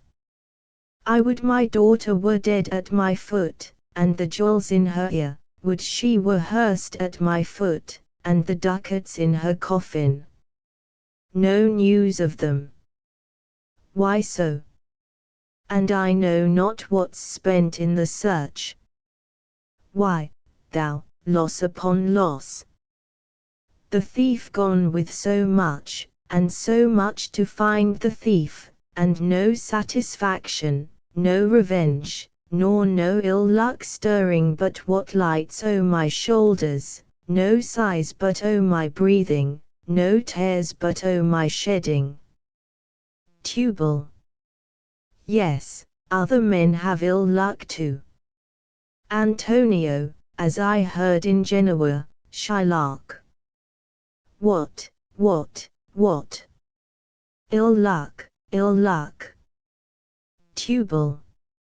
An argosy cast away coming from Tripolis. Shylock. I thank God. Is it true? Tubal. I spoke with some of the sailors that escaped the wrack. Shylock. I thank thee, good Tubal.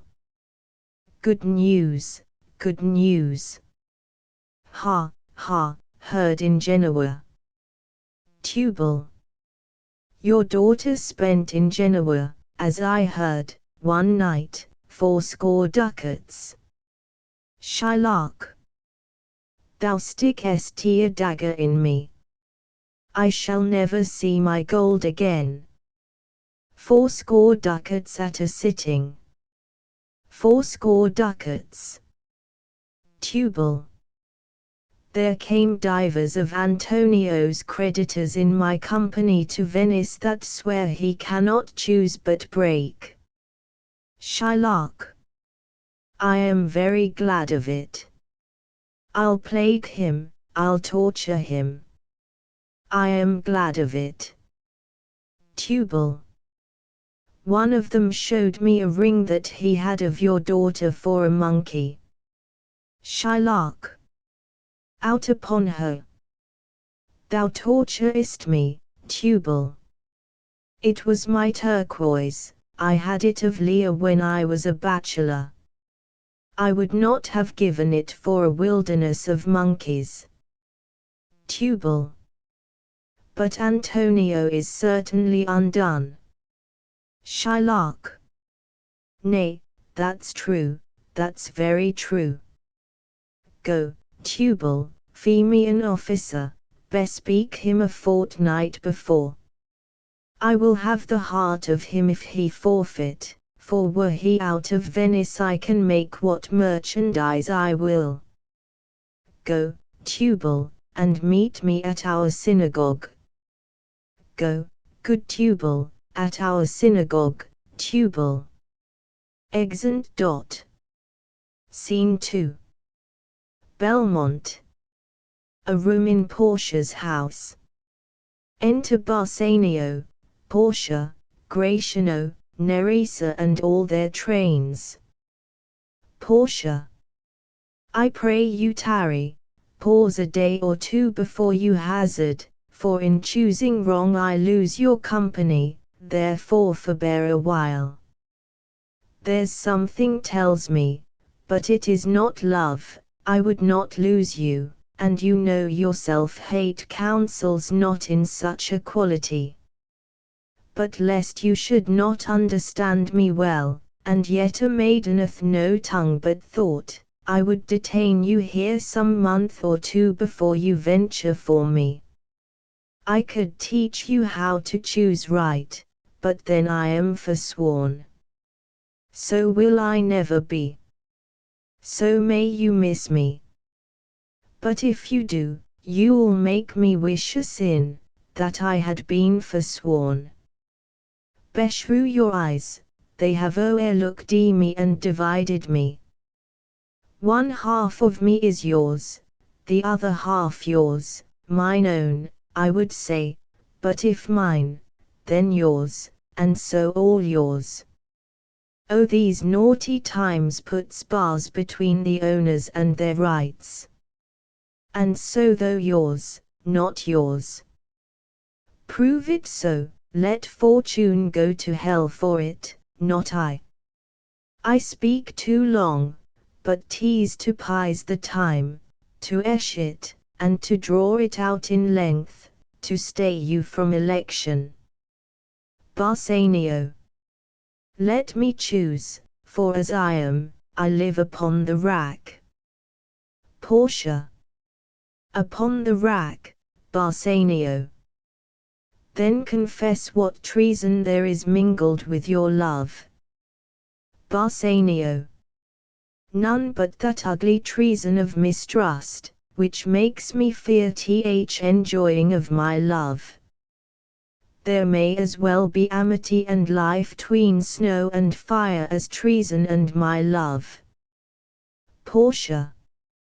But I fear you speak upon the rack where men enforced do speak anything. Bassanio. Promise me life, and I'll confess the truth. Portia. Well then, confess and live. Bassanio. Confess and love had been the very sum of my confession, O happy torment, when my torturer doth teach me answers for deliverance. but let me to my fortune and the caskets. Portia. Away, then. I am locked in one of them. If you do love me, you will find me out. Nerissa and the rest stand all aloof. Let music sound while he doth make his choice. Then if he lose he makes a swan-like end, fading in music. That the comparison may stand more proper, my eye shall be the stream and what are my deathbed for him. He may win, and what is music then? Then music is even as the flourish when true subjects bow to a new-crowned monarch. Such it is as are those dulcet sounds in break of day that creep into the dreaming bridegroom's ear and summon him to marriage. Now he goes, with no less presence, but with much more love than young Alcides when he did redeem the virgin tribute paid by howling Troy to the sea monster. I stand for sacrifice, the rest aloof are the Dardanian wives, with bleared visages come forth to view the issue of th exploit. Go, Hercules. Live thou, I live. With much more dismay I view the fight than thou that makest the fray. A song, whilst Bassanio comments on the caskets to himself. Tell me where is fancy bred, or in the heart or in the head? How begot, how nourished? Reply. It is engendered in the eyes, with gazing fed, and fancy dies in the cradle where it lies. Let us all ring fancy's knell, I'll begin it. Ding, dong, bell. All. Ding, dong, bell. Bassanio. So may the outward shows be least themselves. The world is still deceived with ornament. In law, what plea so tainted and corrupt but, being seasoned with a gracious voice, obscures the show of evil? In religion, what damned error but some sober brow will bless it, and approve it with a text, hiding the grossness with fair ornament? There is no vice so simple but assumes some mark of virtue on his outward parts. How many cowards, whose hearts are all as false as stairs of sand, wear yet upon their chins the beards of Hercules and frowning Mars, who inward searched have livers white as milk, and these assume but valor's excrement to render them redoubted. Look on beauty, and you shall see teas perch as by the weight, which therein works a miracle in nature, making them lightest that wear most of it. So are those crisp snaky golden locks which make such wanton gambols with the wind upon supposed fairness, often known to be the dowry of a second head, the skull that bred them in the sepulchre. Thus ornament is but the guiled shore to a most dangerous sea, the beauteous scarf veiling an Indian beauty, in a word, the seeming truth which cunning times put on to entrap the wisest. Therefore thou gaudy gold, hard food for Midas, I will none of thee, nor none of thee, thou pale and common drudge tween man and man, but thou meagre lead, which rather threatenest than dost promise aught, thy paleness moves me more than eloquence, and here choose I, joy be the consequence. Portia. Aside. How all the other passions fleet to air, as doubtful thoughts, and rash embraced despair, and shuddering fear, and greened jealousy. O love, be moderate, allay thy ecstasy, in measure reign thy joy, scant this excess. I feel too much thy blessing, make it less, for fear I surfeit. Bassanio. What find I here? Opening the leaden casket.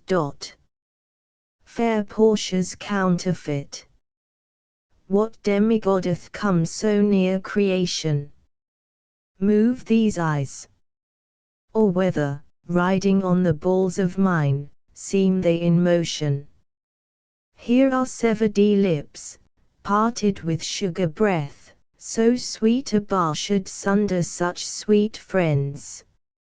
Here in her hairs the painter plays the spider, and hath woven a golden mesh to entrap the hearts of men faster than gnats in cobwebs. But her eyes, how could he see to do them? Having made one, methinks it should have power to steal both his and leave itself unfurnished. Yet look how far the substance of my praise doth wrong this shadow in underprising it, so far this shadow doth limp behind the substance. Here's the scroll, the continent and summary of my fortune. You that choose not by the view chance as fair and choose as true. Since this fortune falls to you, be content and seek no new. If you be well pleased with this, and hold your fortune for your bliss, turn to where your lady is, and claim her with a loving kiss. A gentle scroll. Fair lady, by your leave, kissing her. I come by note to give and to receive. Like one of two contending in a prize that thinks he hath done well in people's eyes, hearing applause and universal shout, giddy in spirit, still gazing in a doubt whether those peals of praise be his or no, so, thrice fair lady, stand I even so, as doubtful whether what I see be true, until confirmed, signed, ratified by you.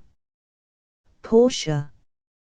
You see me, Lord Bassanio, where I stand, such as I am, though for myself alone I would not be ambitious in my wish to wish myself much better, yet for you I would be treble 20 times myself, 1,000 times more fair, 10,000 times more rich, that only to stand high in your account, I might in virtues, beauties, livings, friends, exceed account.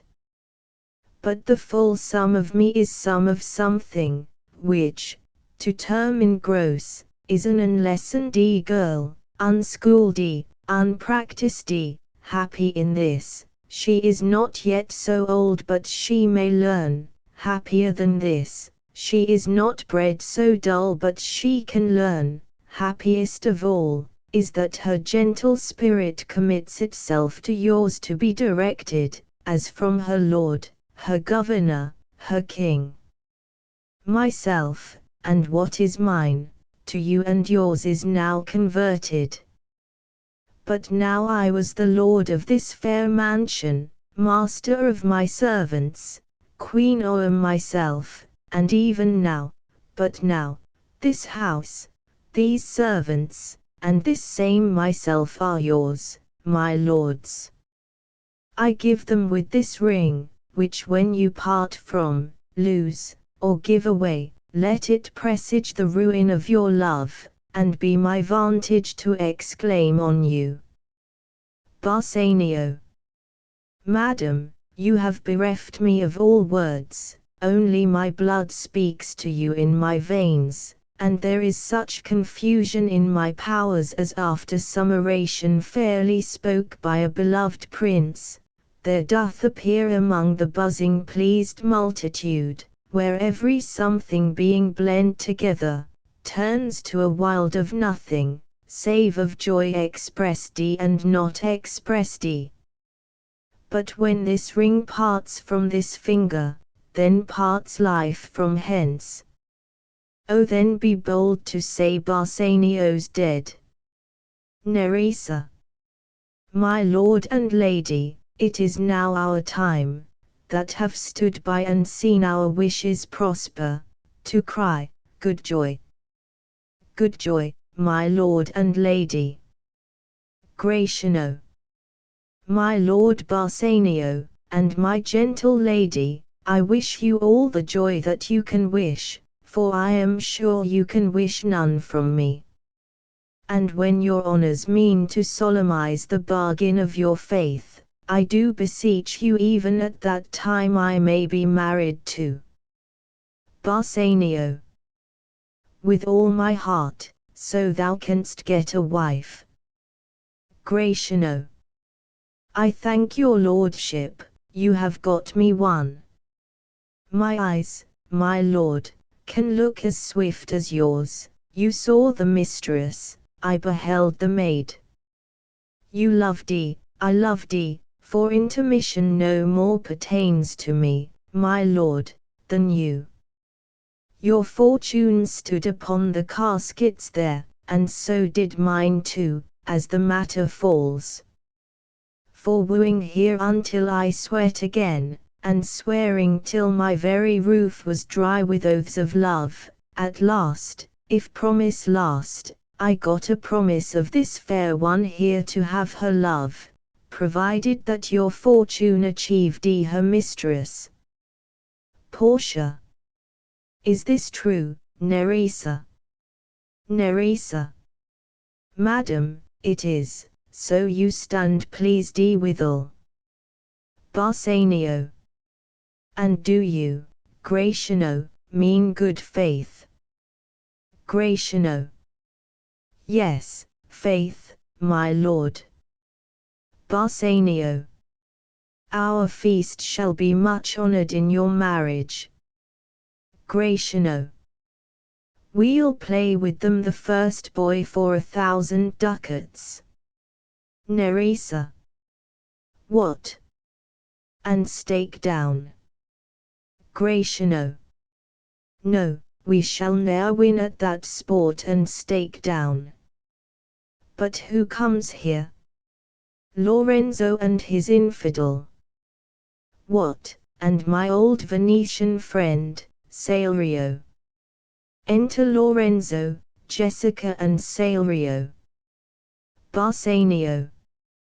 Lorenzo and Salerio, welcome hither, if that the youth of my new interest here have power to bid you welcome. By your leave, I bid my very friends and countrymen, sweet Portia, welcome. Portia. So do I, my lord, they are entirely welcome. Lorenzo. I thank your honor. For my part, my lord, my purpose was not to have seen you here, but meeting with Salerio by the way, he did entreat me, past all saying nay, to come with him along. Salerio. I did, my lord, and I have reason for it.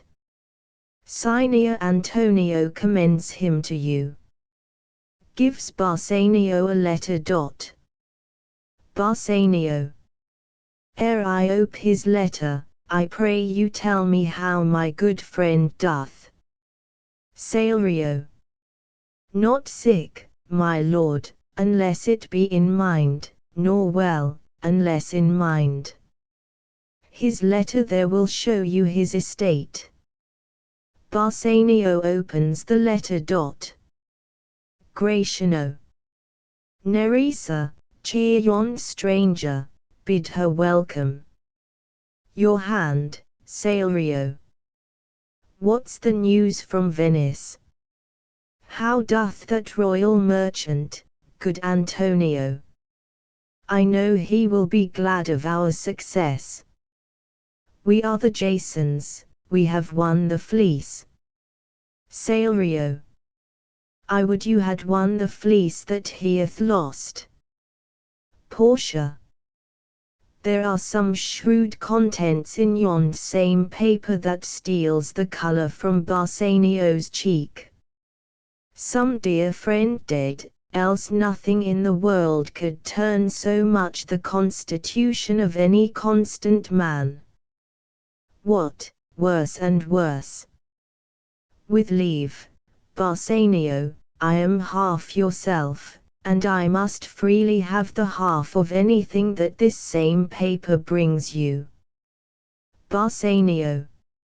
O sweet Portia, here are a few of the unpleasantest words that ever blotted paper. Gentle lady, when I did first impart my love to you, I freely told you all the wealth I had run in my veins, I was a gentleman. And then I told you true. And yet, dear lady, rating myself at nothing, you shall see how much I was a braggart. When I told you my state was nothing, I should then have told you that I was worse than nothing, for indeed I have ingagged myself to a dear friend, ingagged my friend to his mere enemy, to feed my means. Here is a letter, lady, the paper as the body of my friend, and every word in it a gaping wound issuing life blood. But is it true, Salerio? Hath all his ventures failed? What, not one hit? From Tripolis, from Mexico, and England, from Lisbon, Barbary, and India, and not one vessel 'scape the dreadful touch of merchant marring rocks. Salerio. Not one, my lord. Besides, it should appear, that if he had the present money to discharge the Jew, he would not take it. Never did I know a creature that did bear the shape of man so keen and greedy to confound a man. He plies the Duke at morning and at night, and doth impeach the freedom of the state if they deny him justice.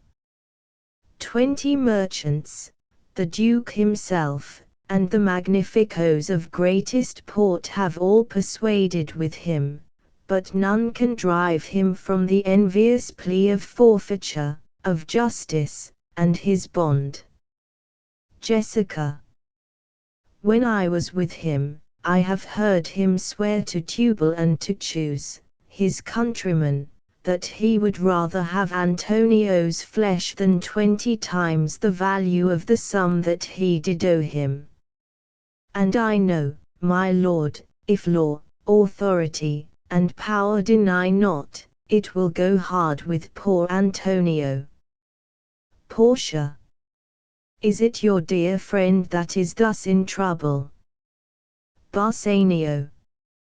The dearest friend to me, the kindest man, the best conditioned and unwearied spirit in doing courtesies, and one in whom the ancient Roman honour more appears than any that draws breath in Italy. Portia. What sum owes he the Jew? Bassanio. For me 3,000 ducats. Portia. What, no more? Pay him 6,000, and deface the bond. Double 6,000, and then treble that, before a friend of this description shall lose a hair through Bassanio's fault. First go with me to church and call me wife, and then away to Venice to your friend. For never shall you lie by Portia's side with an unquiet soul. You shall have gold to pay the petty debt 20 times over. When it is paid, bring your true friend along. My maid Nerissa and myself meantime, will live as maids and widows. Come, away. For you shall hence upon your wedding day. Bid your friends welcome, show a merry cheer, since you are dear bought, I will love you dear. But let me hear the letter of your friend. Bassanio. Sweet Bassanio, my ships have all miscarried, my creditors grow cruel, my estate is very low, my bond to the Jew is forfeit, and since in paying it, it is impossible I should live, all debts are clear between you and I, if I might but see you at my death. Notwithstanding, use your pleasure. If your love do not persuade you to come, let not my letter. Portia. O love, dispatch all business and be gone. Bassanio. Since I have your good leave to go away, I will make haste, but, till I come again, no bed shall e'er be guilty of my stay, nor rest be interposer twixt us twain. Exeunt. Scene 3. Venice. A street. Enter Shylock, Salarino, Antonio and Gaoler. Shylock. Gaoler, look to him. Tell not me of mercy. This is the fool that lent out money gratis. Gaoler, look to him. Antonio. Hear me yet, good Shylock. Shylock. I'll have my bond, speak not against my bond. I have sworn an oath that I will have my bond. Thou calledst me dog before thou hadst a cause, but since I am a dog, beware my fangs, the Duke shall grant me justice. I do wonder, thou naughty Gaoler, that thou art so fond to come abroad with him at his request. Antonio. I pray thee hear me speak. Shylock. I'll have my bond. I will not hear thee speak. I'll have my bond, and therefore speak no more. I'll not be made a soft and dull-eyed fool, to shake the head, relent, and sigh, and yield to Christian intercessors. Follow not, I'll have no speaking, I will have my bond. Exit. Salarino. It is the most impenetrable cur that ever kept with men. Antonio. Let him alone. I'll follow him no more with bootless prayers. He seeks my life, his reason well I know, I oft delivered from his forfeitures many that have at times made moan to me. Therefore he hates me. Salarino. I am sure the Duke will never grant this forfeiture to hold. Antonio.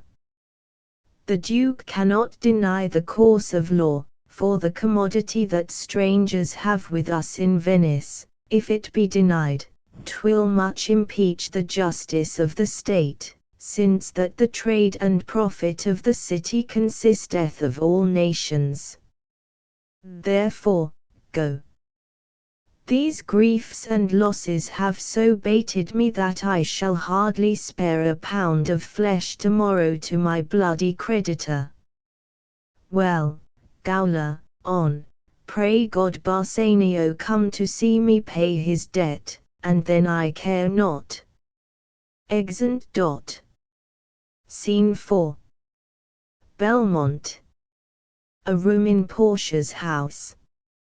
Enter Portia, Nerissa, Lorenzo, Jessica and Balthazar. Lorenzo.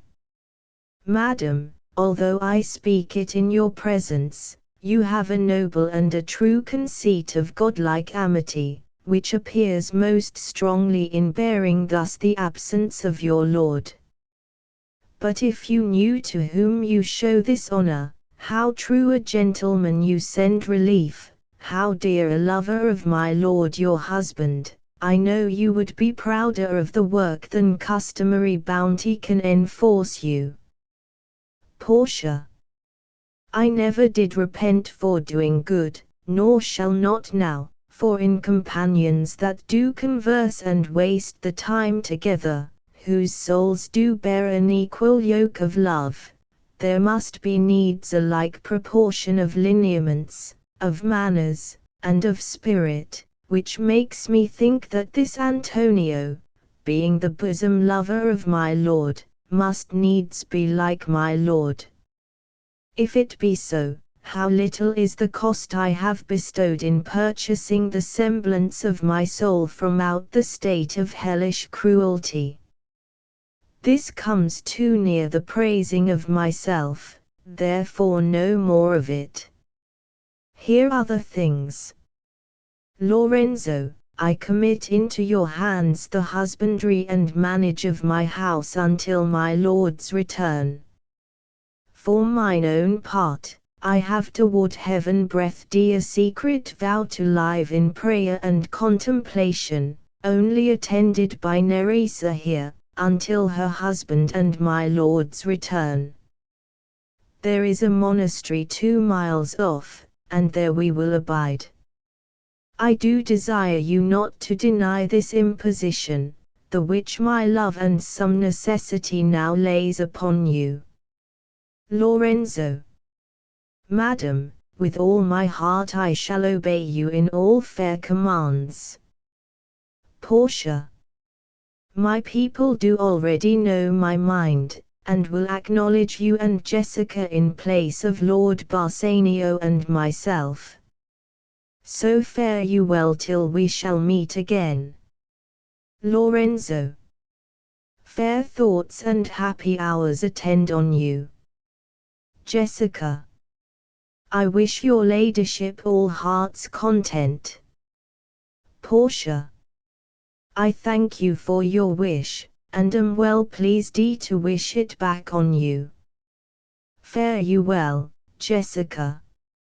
Exeunt Jessica and Lorenzo. Now, Balthazar, as I have ever found thee honest true, so let me find thee still. Take this same letter, and use thou all endeavour of a man in speed to Padua. See thou render this into my cousin's hands, Dr. Bellario, and look what notes and garments he doth give thee. Bring them, I pray thee, with imagined speed unto the trajet, to the common ferry which trades to Venice. Waste no time in words, but get thee gone. I shall be there before thee. Balthazar. Madam, I go with all convenient speed. Exit. Portia.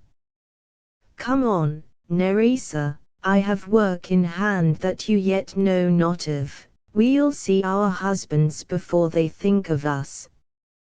Nerissa. Shall they see us? Portia. They shall, Nerissa, but in such a habit that they shall think we are accomplished with that we lack.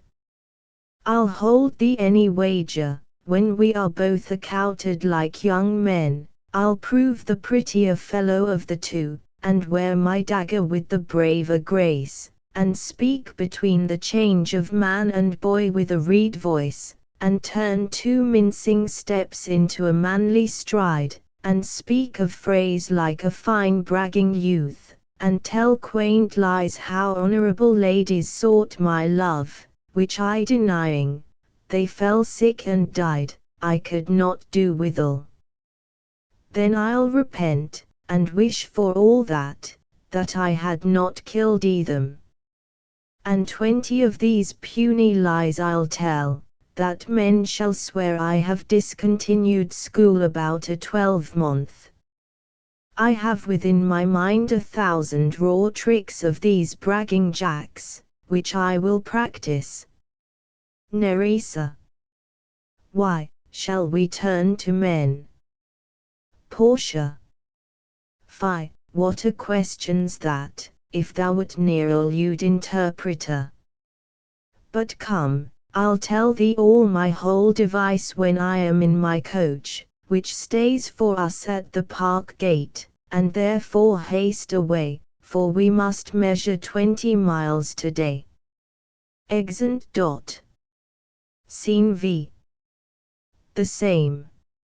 a garden. Enter Launcelot and Jessica. Launcelot. Yes, truly, for look you, the sins of the father are to be laid upon the children, therefore, I promise you, I fear you. I was always plain with you, and so now I speak my agitation of the matter. Therefore be of good cheer, for truly I think you are damned. There is but one hope in it that can do you any good, and that is but a kind of bastard hope neither. Jessica. And what hope is that, I pray thee? Launcelot. Marry, you may partly hope that your father got you not, that you are not the Jew's daughter. Jessica. That were a kind of bastard hope indeed, so the sins of my mother should be visited upon me. Launcelot. Truly then I fear you are damned both by father and mother, thus when I shun Scylla your father, I fall into Charybde your mother. Well, you are gone both ways. Jessica. I shall be saved by my husband. He hath made me a Christian. Launcelot. Truly the more to blame he, we were Christians enow before, e'en as many as could well live one by another.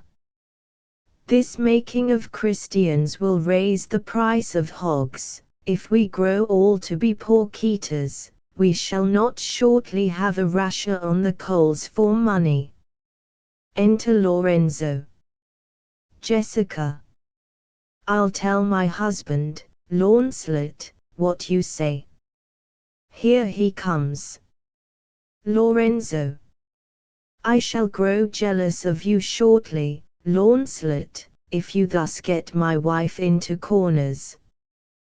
Jessica. Nay, you need not fear us, Lorenzo. Launcelot and I are out.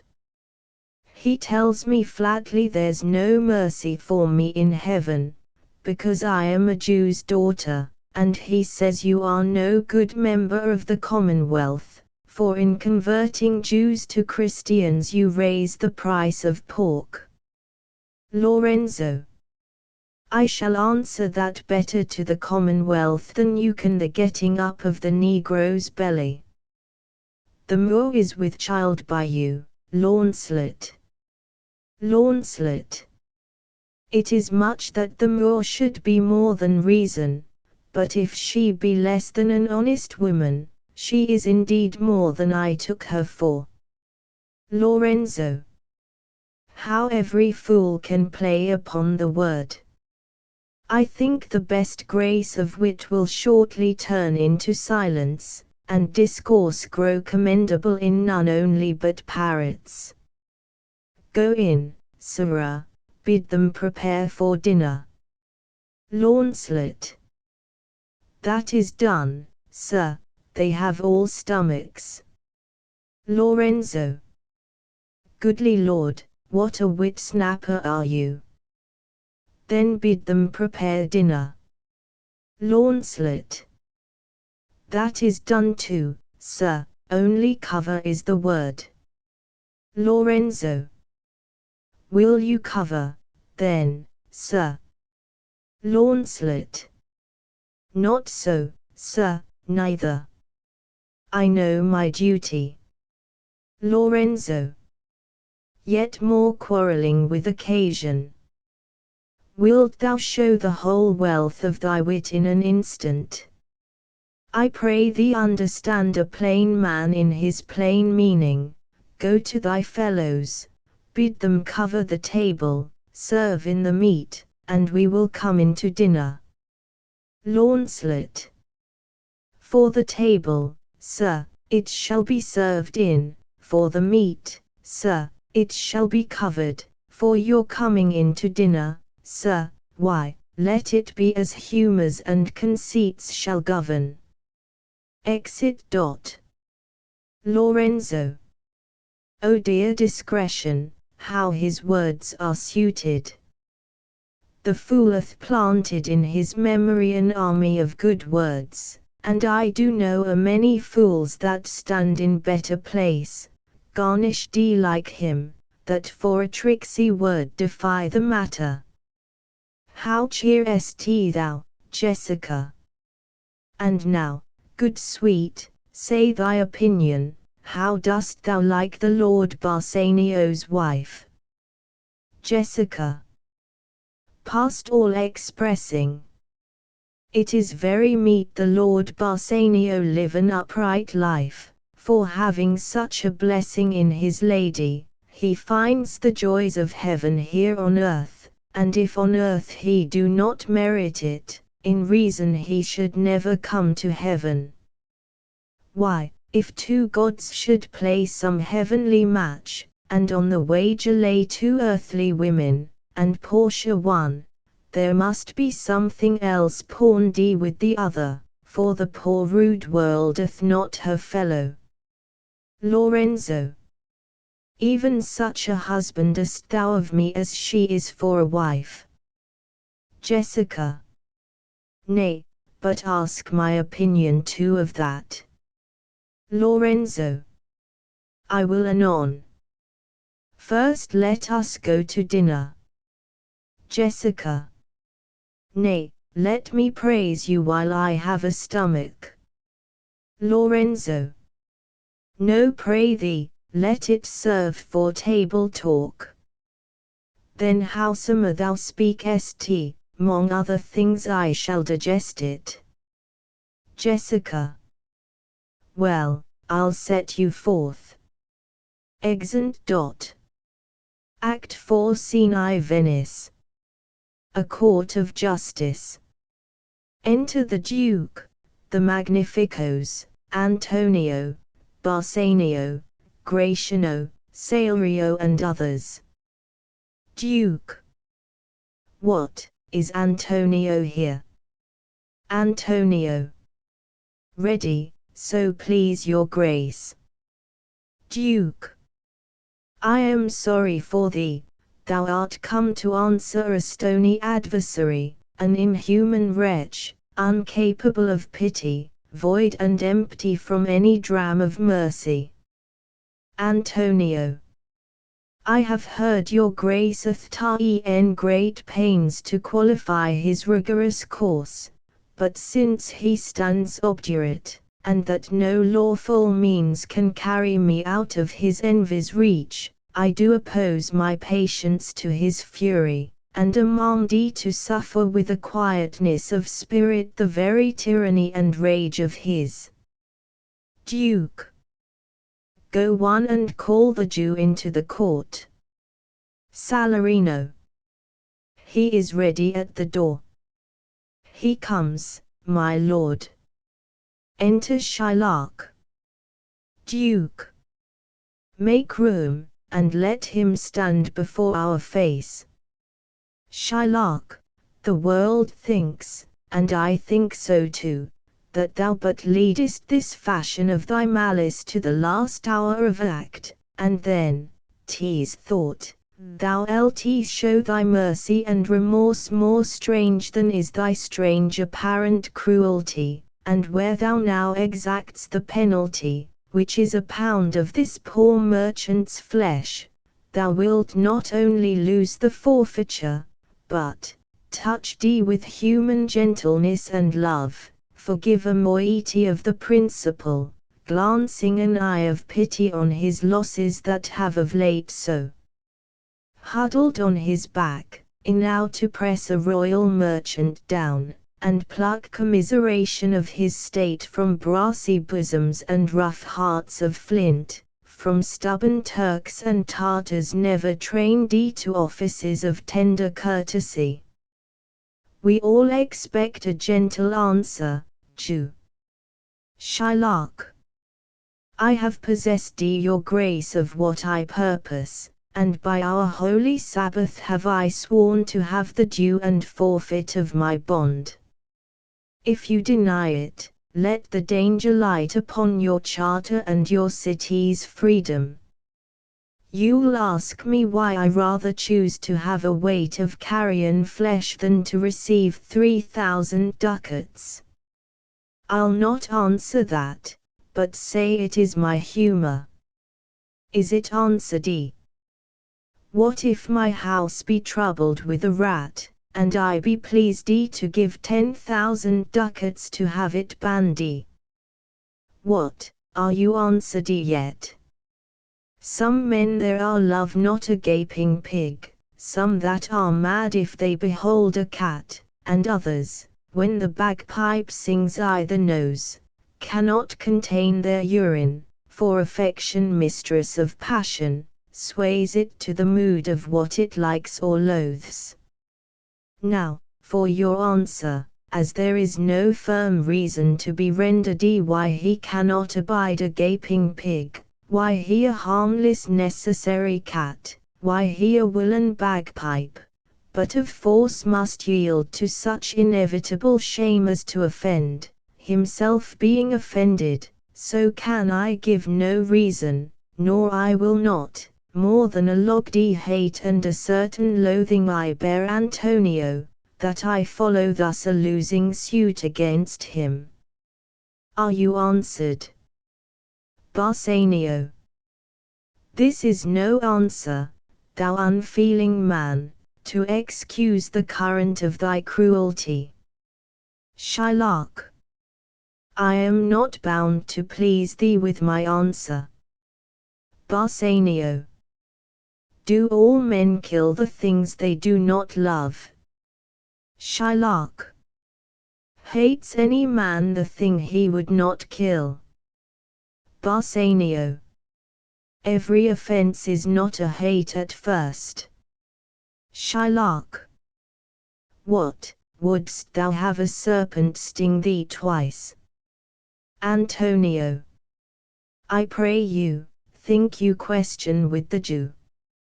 You may as well go stand upon the beach and bid the main flood bait his usual height, you may as well use question with the wolf, why he hath made the ewe bleat for the lamb, you may as well forbid the mountain pines to wag their high tops and to make no noise when they are threatened with the gusts of heaven, you may as well do anything most hard as seek to soften that, than which what's harder, his Jewish heart. Therefore, I do beseech you, make no more offers, use no farther means, but with all brief and plain conveniency. Let me have judgment, and the Jew his will. Bassanio. For thy 3,000 ducats here is 6. Shylock. If every ducat in 6,000 ducats were in 6 parts, and every part a ducat, I would not draw them, I would have my bond. Duke. How shalt thou hope for mercy, rendering none? Shylock. What judgment shall I dread, doing no wrong?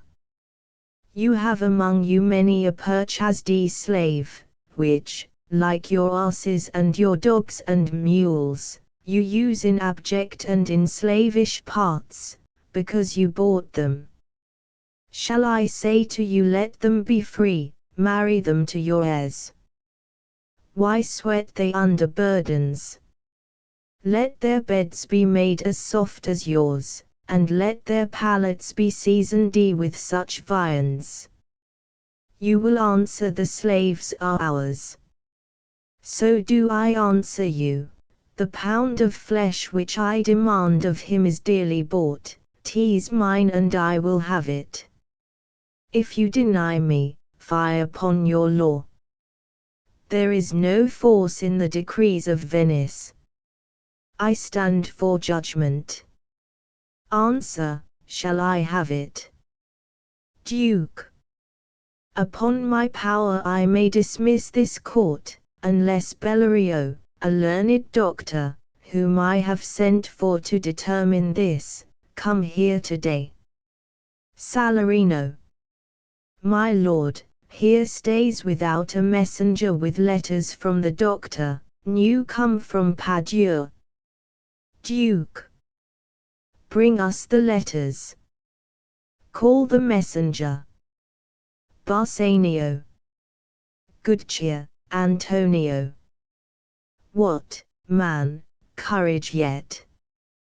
The Jew shall have my flesh, blood, bones, and all, ere thou shalt lose for me one drop of blood.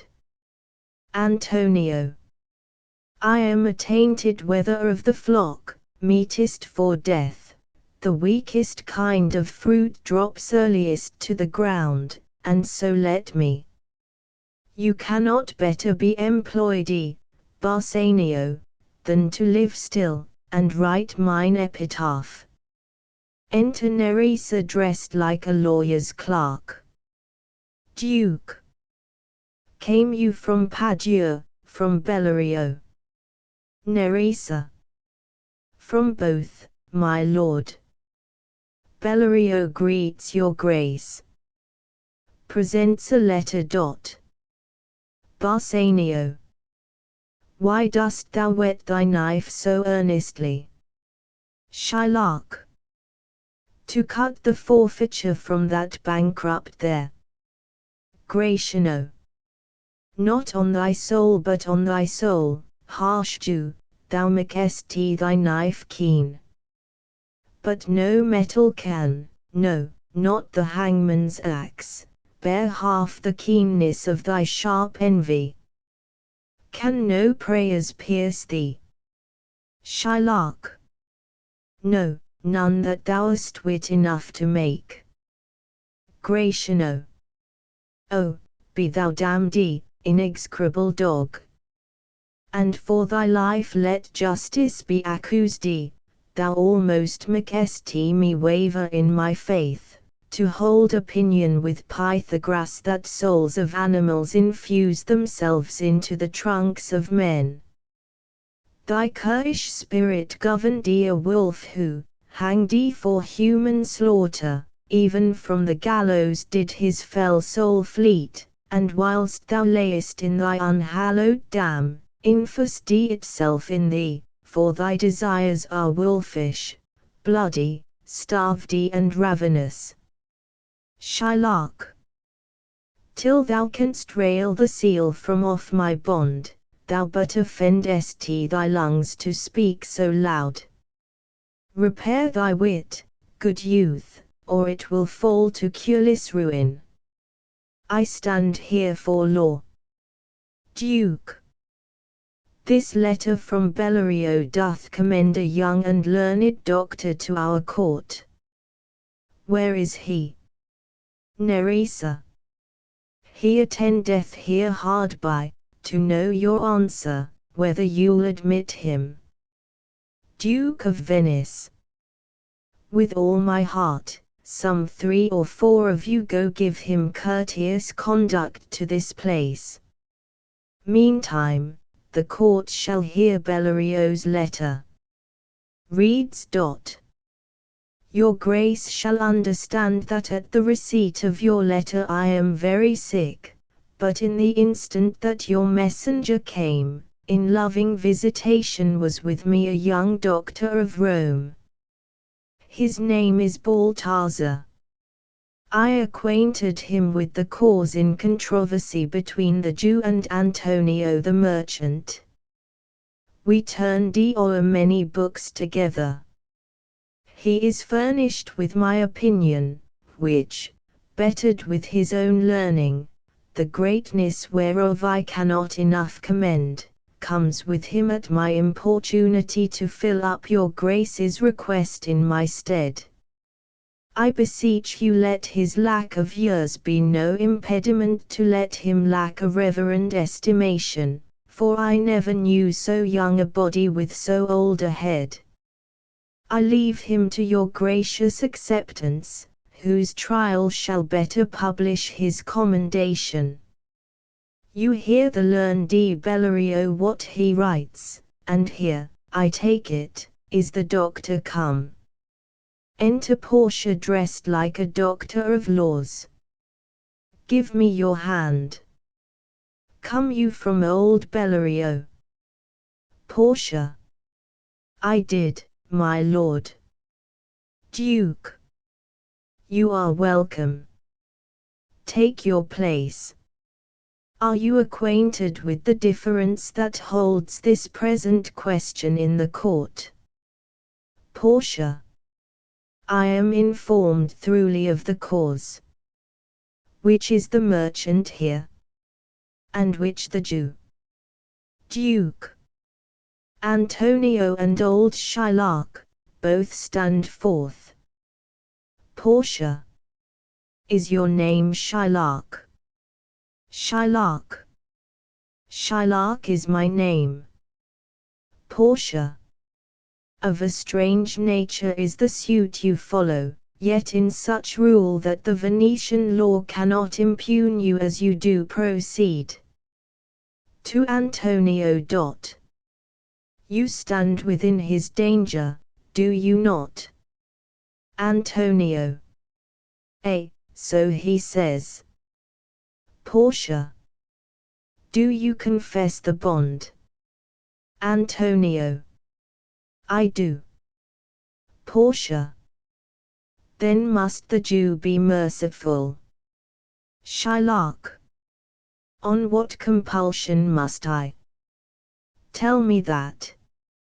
Portia. The quality of mercy is not strained, it droppeth as the gentle rain from heaven upon the place beneath. It is twice blessed, it blesseth him that gives and him that takes. 'Tis mightiest in the mightiest, it becomes the throned monarch better than his crown. His scepter shows the force of temporal power, the attribute to awe and majesty, wherein doth sit the dread and fear of kings. But mercy is above this sceptred sway, it is enthroned in the hearts of kings, it is an attribute to God himself, and earthly power doth then show likest God's when mercy seasons justice. Therefore, Jew, though justice be thy plea, consider this, that in the course of justice none of us should see salvation. We do pray for mercy, and that same prayer doth teach us all to render the deeds of mercy. I have spoke thus much to mitigate the justice of thy plea, which if thou follow, this strict court of Venice must needs give sentence gainst the merchant there. Shylock. My deeds upon my head. I crave the law, the penalty and forfeit of my bond. Portia. Is he not able to discharge the money? Bassanio. Yes, here I tender it for him in the court, yet, twice the sum, if that will not suffice, I will be bound to pay it 10 times o'er on forfeit of my hands, my head, my heart. If this will not suffice, it must appear that malice bears down truth. And I beseech you, rest once the law to your authority. To do a great right, do a little wrong, and curb this cruel devil of his will. Portia. It must not be, there is no power in Venice can alter a decree established, 'twill be recorded for a precedent, and many an error by the same example will rush into the state. It cannot be. Shylock. A Daniel come to judgment. Yea, a Daniel. O wise young judge, how I do honor thee. Portia. I pray you let me look upon the bond. Shylock. Here 'tis, most reverend doctor, here it is. Portia. Shylock, there's thrice thy money offered thee. Shylock. An oath, an oath. I have an oath in heaven. Shall I lay perjury upon my soul? No, not for Venice. Portia. Why, this bond is forfeit, and lawfully by this the Jew may claim a pound of flesh, to be by him cut off nearest the merchant's heart. Be merciful, take thrice thy money, bid me tear the bond. Shylock. When it is paid according to the tenor, it doth appear you are a worthy judge, you know the law, your exposition hath been most sound. I charge you by the law, whereof you are a well-deserving pillar, proceed to judgment. By my soul I swear there is no power in the tongue of man to alter me. I stay here on my bond. Antonio. Most heartily I do beseech the court to give the judgment. Portia. Why then, thus it is, you must prepare your bosom for his knife. Shylock. O noble judge! O excellent young man! Portia. For the intent and purpose of the law hath full relation to the penalty, which here appeareth due upon the bond. Shylock. 'Tis very true. O wise and upright judge, how much more elder art thou than thy looks. Portia. Therefore lay bare your bosom. Shylock. His breast, so says the bond, doth it not, noble judge? Nearest his heart, those are the very words. Portia. It is so. Are there balance here to weigh the flesh? Shylock. I have them ready. Portia. Have by some surgeon, Shylock, on your charge, to stop his wounds, lest he do bleed to death. Shylock. Is it so nominated in the bond? Portia. It is not so expressed, but what of that? 'Twere good you do so much for charity. Shylock. I cannot find it, 'tis not in the bond. Portia. You, merchant, have you anything to say? Antonio. But little. I am armed and well prepared. Give me your hand, Bassanio. Fare you well, grieve not that I am fallen to this for you, for herein fortune shows herself more kind than is her custom. It is still her use to let the wretched man outlive his wealth, to view with hollow eye and wrinkled brow an age of poverty, from which lingering penance of such misery doth she cut me off. Commend me to your honourable wife, tell her the process of Antonio's end, say how I loved you, speak me fair in death. And when the tale is told, bid her be judge whether Bassanio had not once a love. Repent but you that you shall lose your friend, and he repents not that he pays your debt. For if the Jew do cut but deep enough, I'll pay it instantly with all my heart. Bassanio. Antonio, I am married to a wife which is as dear to me as life itself, but life itself, my wife, and all the world, are not with me esteemed above thy life. I would lose all, sacrifice them all here to this devil, to deliver you. Portia. Your wife would give you little thanks for that if she were by to hear you make the offer. Gratiano.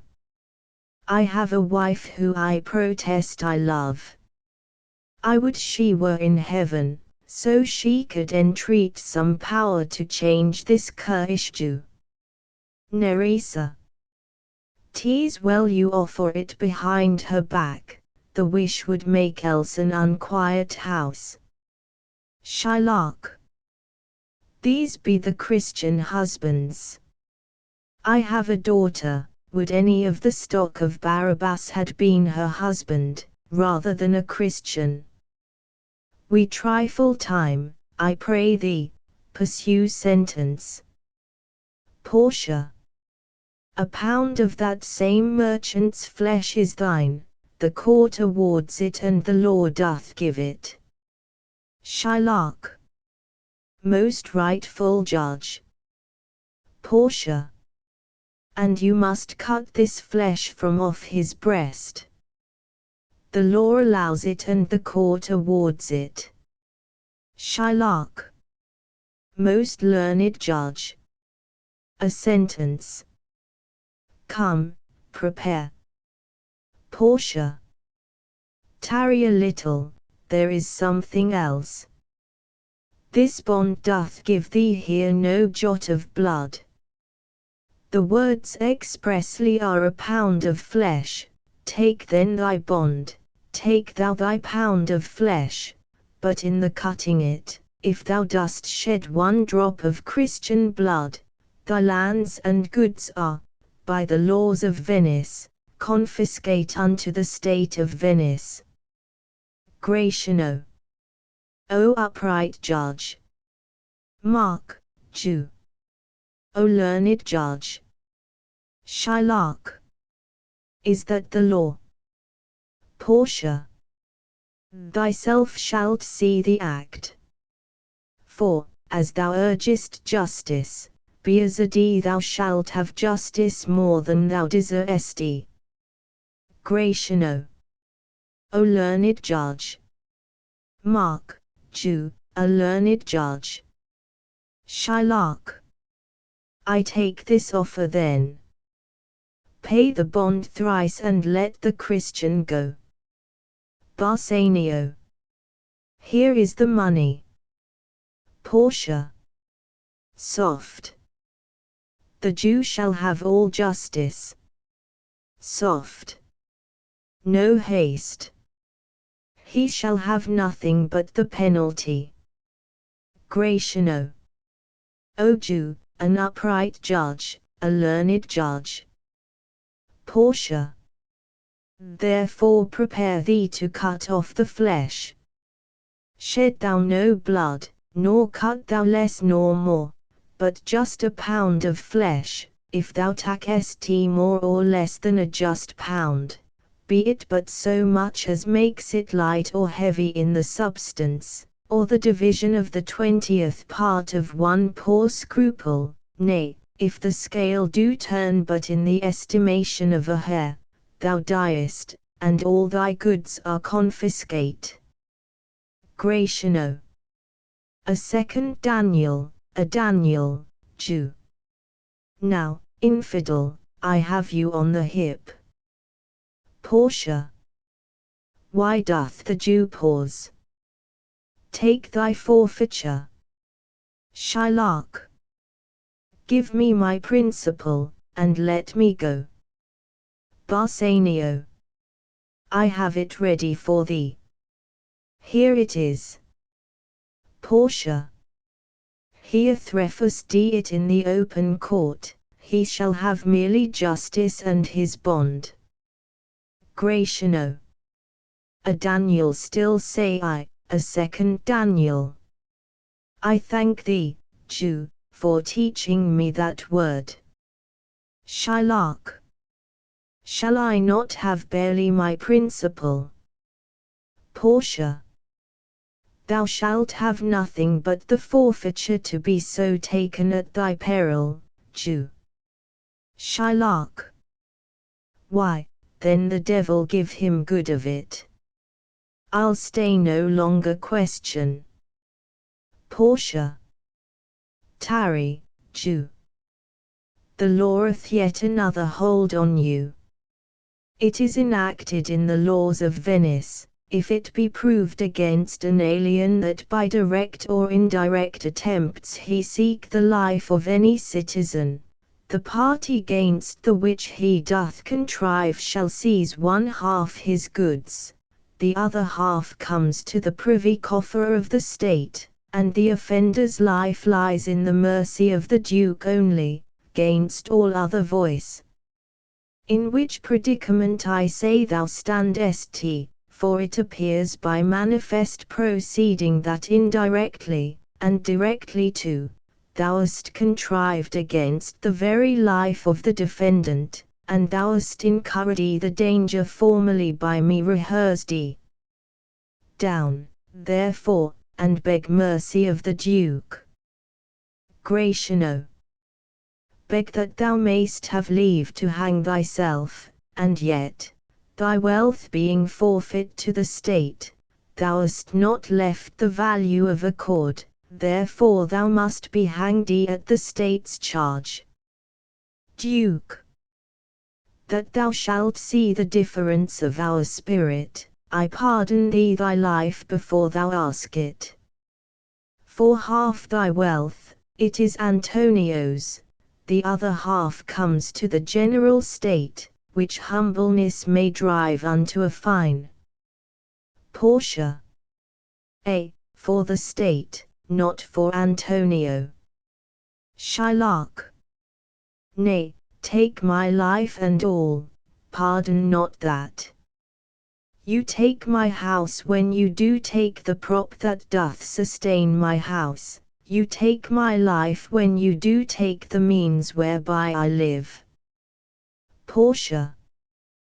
What mercy can you render him, Antonio? Gratiano. A halter gratis, nothing else, for God's sake. Antonio.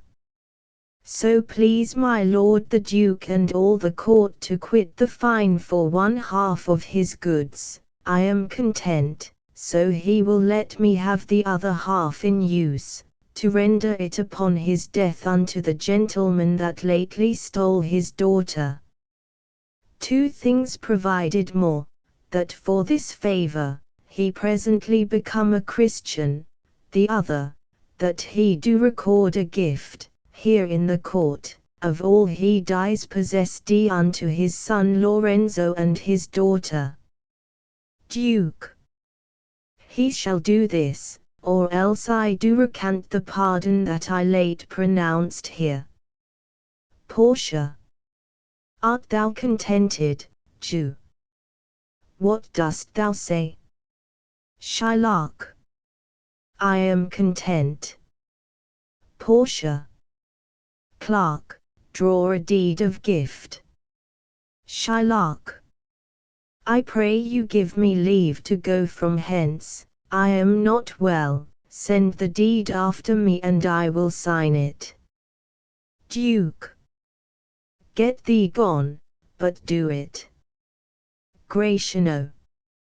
In Christ's name shalt thou have 2 godfathers. Had I been judge, thou shouldst have had 10 more, to bring thee to the gallows, not to the font. Exit Shylock. Duke. Sir, I entreat you home with me to dinner. Portia. I humbly do desire your grace of pardon, I must away this night toward Padua, and it is meet I presently set forth. Duke. I am sorry that your leisure serves you not. Antonio. Gratify this gentleman, for in my mind you are much bound to him. Exeunt Duke and his train. Bassanio. Most worthy gentleman, I and my friend have by your wisdom been this day acquitted of grievous penalties, in lieu whereof, 3,000 ducats due unto the Jew we freely cope your courteous pains withal. Antonio. And stand indebted, over and above in love and service to you evermore. Portia. He is well paid that is well satisfied, and I delivering you, am satisfied, and therein do account myself well paid, my mind was never yet more mercenary. I pray you know me when we meet again, I wish you well, and so I take my leave. Bassanio. Dear sir, of force I must attempt you further. Take some remembrance of us as a tribute, not as fee. Grant me two things, I pray you, not to deny me, and to pardon me. Portia. You press me far, and therefore I will yield. To Antonio. Give me your gloves, I'll wear them for your sake. To Bassanio. And, for your love, I'll take this ring from you. Do not draw back your hand, I'll take no more, and you in love shall not deny me this. Bassanio. This ring, good sir. Alas, it is a trifle, I will not shame myself to give you this. Portia. I will have nothing else but only this, and now methinks I have a mind to it. Bassanio. There's more depends on this than on the value. The dearest ring in Venice will I give you, and find it out by proclamation, only for this I pray you pardon me. Portia. I see, sir, you are liberal in offers. You taught me first to beg, and now methinks you teach me how a beggar should be answered. Bassanio. Good sir, this ring was given me by my wife, and when she put it on, she made me vow that I should neither sell, nor give, nor lose it. Portia. That scarce serves many men to save their gifts. And if your wife be not a madwoman, and know how well I have deserved this ring, she would not hold out enemy forever for giving it to me. Well, peace be with you. Exeunt Portia and Nerissa. Antonio. My lord Bassanio, let him have the ring. Let his deservings and my love withal be valued gainst your wife's commandment. Bassanio. Go, Gratiano, run and overtake him, give him the ring, and bring him if thou canst unto Antonio's house. Away, make haste. Exit Gratiano. Come, you and I will thither presently, and in the morning early will we both fly toward Belmont. Come, Antonio. Exeunt. Scene 2. The same. A street. Enter Portia and Nerissa. Portia. Inquire the Jew's house out, give him this deed, and let him sign it. We'll away tonight, and be a day before our husband's home. This deed will be well welcome to Lorenzo. Enter Gratiano. Gratiano. Fair sir, you are well o'er. My lord Bassanio upon more advice, hath sent you here this ring, and doth entreat your company at dinner. Portia. That cannot be, his ring I do accept most thankfully, and so I pray you tell him. Furthermore, I pray you show my youth old Shylock's house. Gratiano. That will I do. Nerissa. Sir, I would speak with you. Aside to Portia. I'll see if I can get my husband's ring, which I did make him swear to keep forever. Portia. To Nerissa. Thou mayst, I warrant. We shall have old swearing that they did give the rings away to men, but we'll outfist them, and outswear them too. Away. Make haste. Thou knowest where I will tarry. Nerissa. Come, good sir, will you show me to this house? Exeunt. Act V. Scene I. Belmont. The avenue to Portia's house. Enter Lorenzo and Jessica. Lorenzo. The moon shines bright. In such a night as this, when the sweet wind did gently kiss the trees, and they did make no noise, in such a night, Troilus methinks mounted the Trojan walls, and sighed his soul toward the Grecian tents where Cressid lay that night. Jessica. In such a night did Thisbe fearfully o'ertrip the dew, and saw the lion's shadow ere himself, and ran dismayed away. Lorenzo.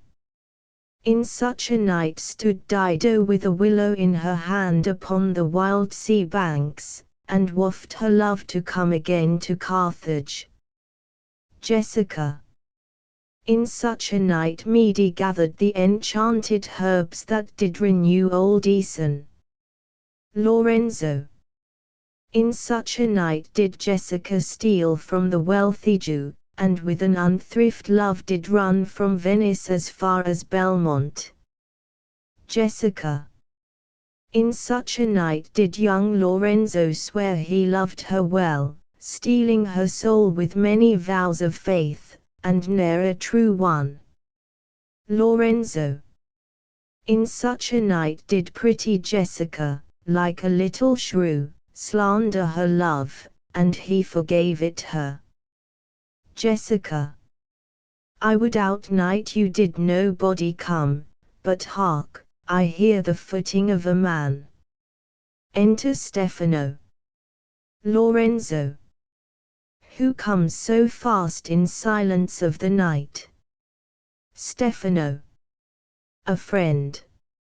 Lorenzo. A friend. What friend? Your name, I pray you, friend. Stefano. Stefano is my name, and I bring word my mistress will before the break of day be here at Belmont. She doth stray about by holy crosses where she kneels and prays for happy wedlock hours. Lorenzo.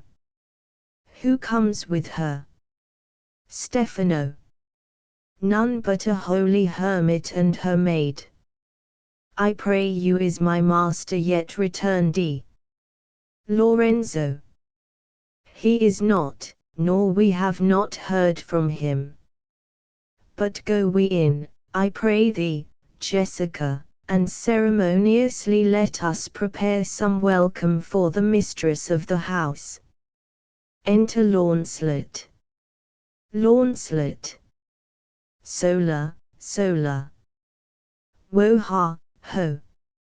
Sola, sola. Lorenzo. Who calls? Launcelot. Sola. Did you see Master Lorenzo? Master Lorenzo. Sola, sola. Lorenzo. Leave Holoang, man. Here. Launcelot. Sola. Where, where? Lorenzo. Here. Launcelot. Tell him there's a post come from my master with his horn full of good news. My master will be here ere morning. Exit. Lorenzo. Sweet soul, let's in, and there expect their coming. And yet no matter, why should we go in? My friend Stefano, signify, I pray you, within the house, your mistress is at hand, and bring your music forth into the air. Exit Stefano. How sweet the moonlight sleeps upon this bank! Here will we sit and let the sounds of music creep in our ears, soft stillness and the night become the touches of sweet harmony. Sit, Jessica. Look how the floor of heaven is thick inlaid with patterns of bright gold. There's not the smallest orb which thou beholdest but in his motion like an angel sings, still choiring to the young-eyed cherubims, such harmony is in immortal souls, but whilst this muddy vesture of decay doth grossly close it in, we cannot hear it. Enter musicians. Come, ho! And wake Diana with a hymn. With sweetest touches pierce your mistress' ear, and draw her home with music. Music. Jessica. I am never merry when I hear sweet music. Lorenzo. The reason is, your spirits are attentive.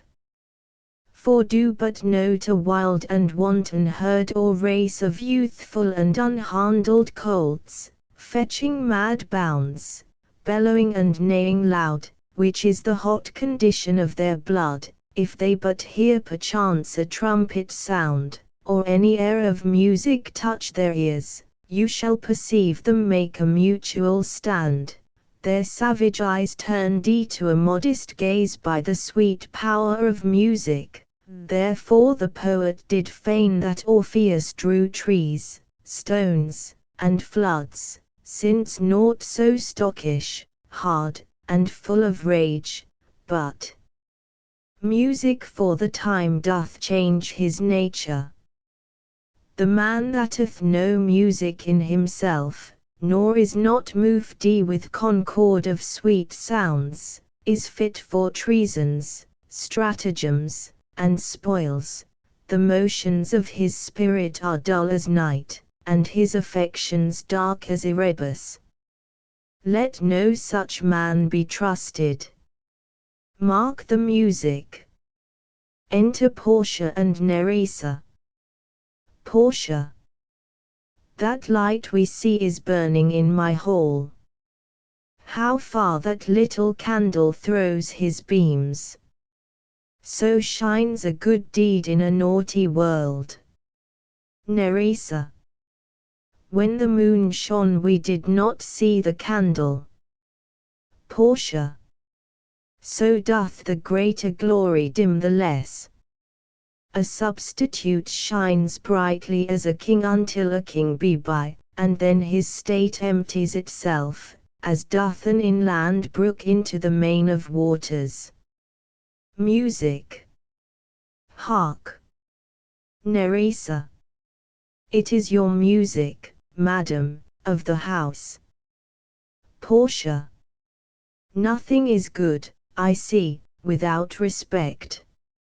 Methinks it sounds much sweeter than by day. Nerissa.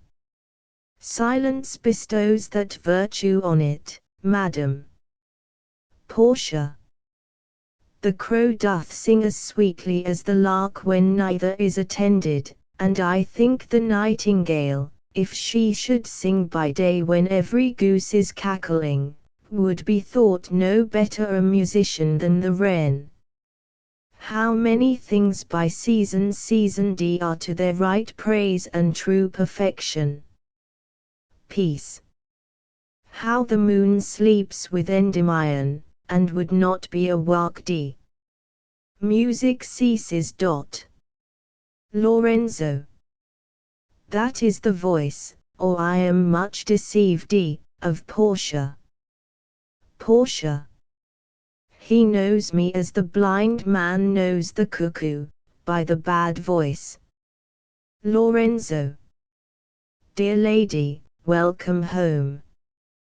Portia. We have been praying for our husband's welfare, which speed, we hope, the better for our words. Are they returned? Lorenzo. Madam, they are not yet, but there is come a messenger before to signify their coming. Portia. Go in, Nerissa. Give order to my servants, that they take no note at all of our being absent hence, nor you, Lorenzo, Jessica, nor you. A tucket sounds. Lorenzo. Your husband is at hand, I hear his trumpet. We are no telltales, madam, fear you not.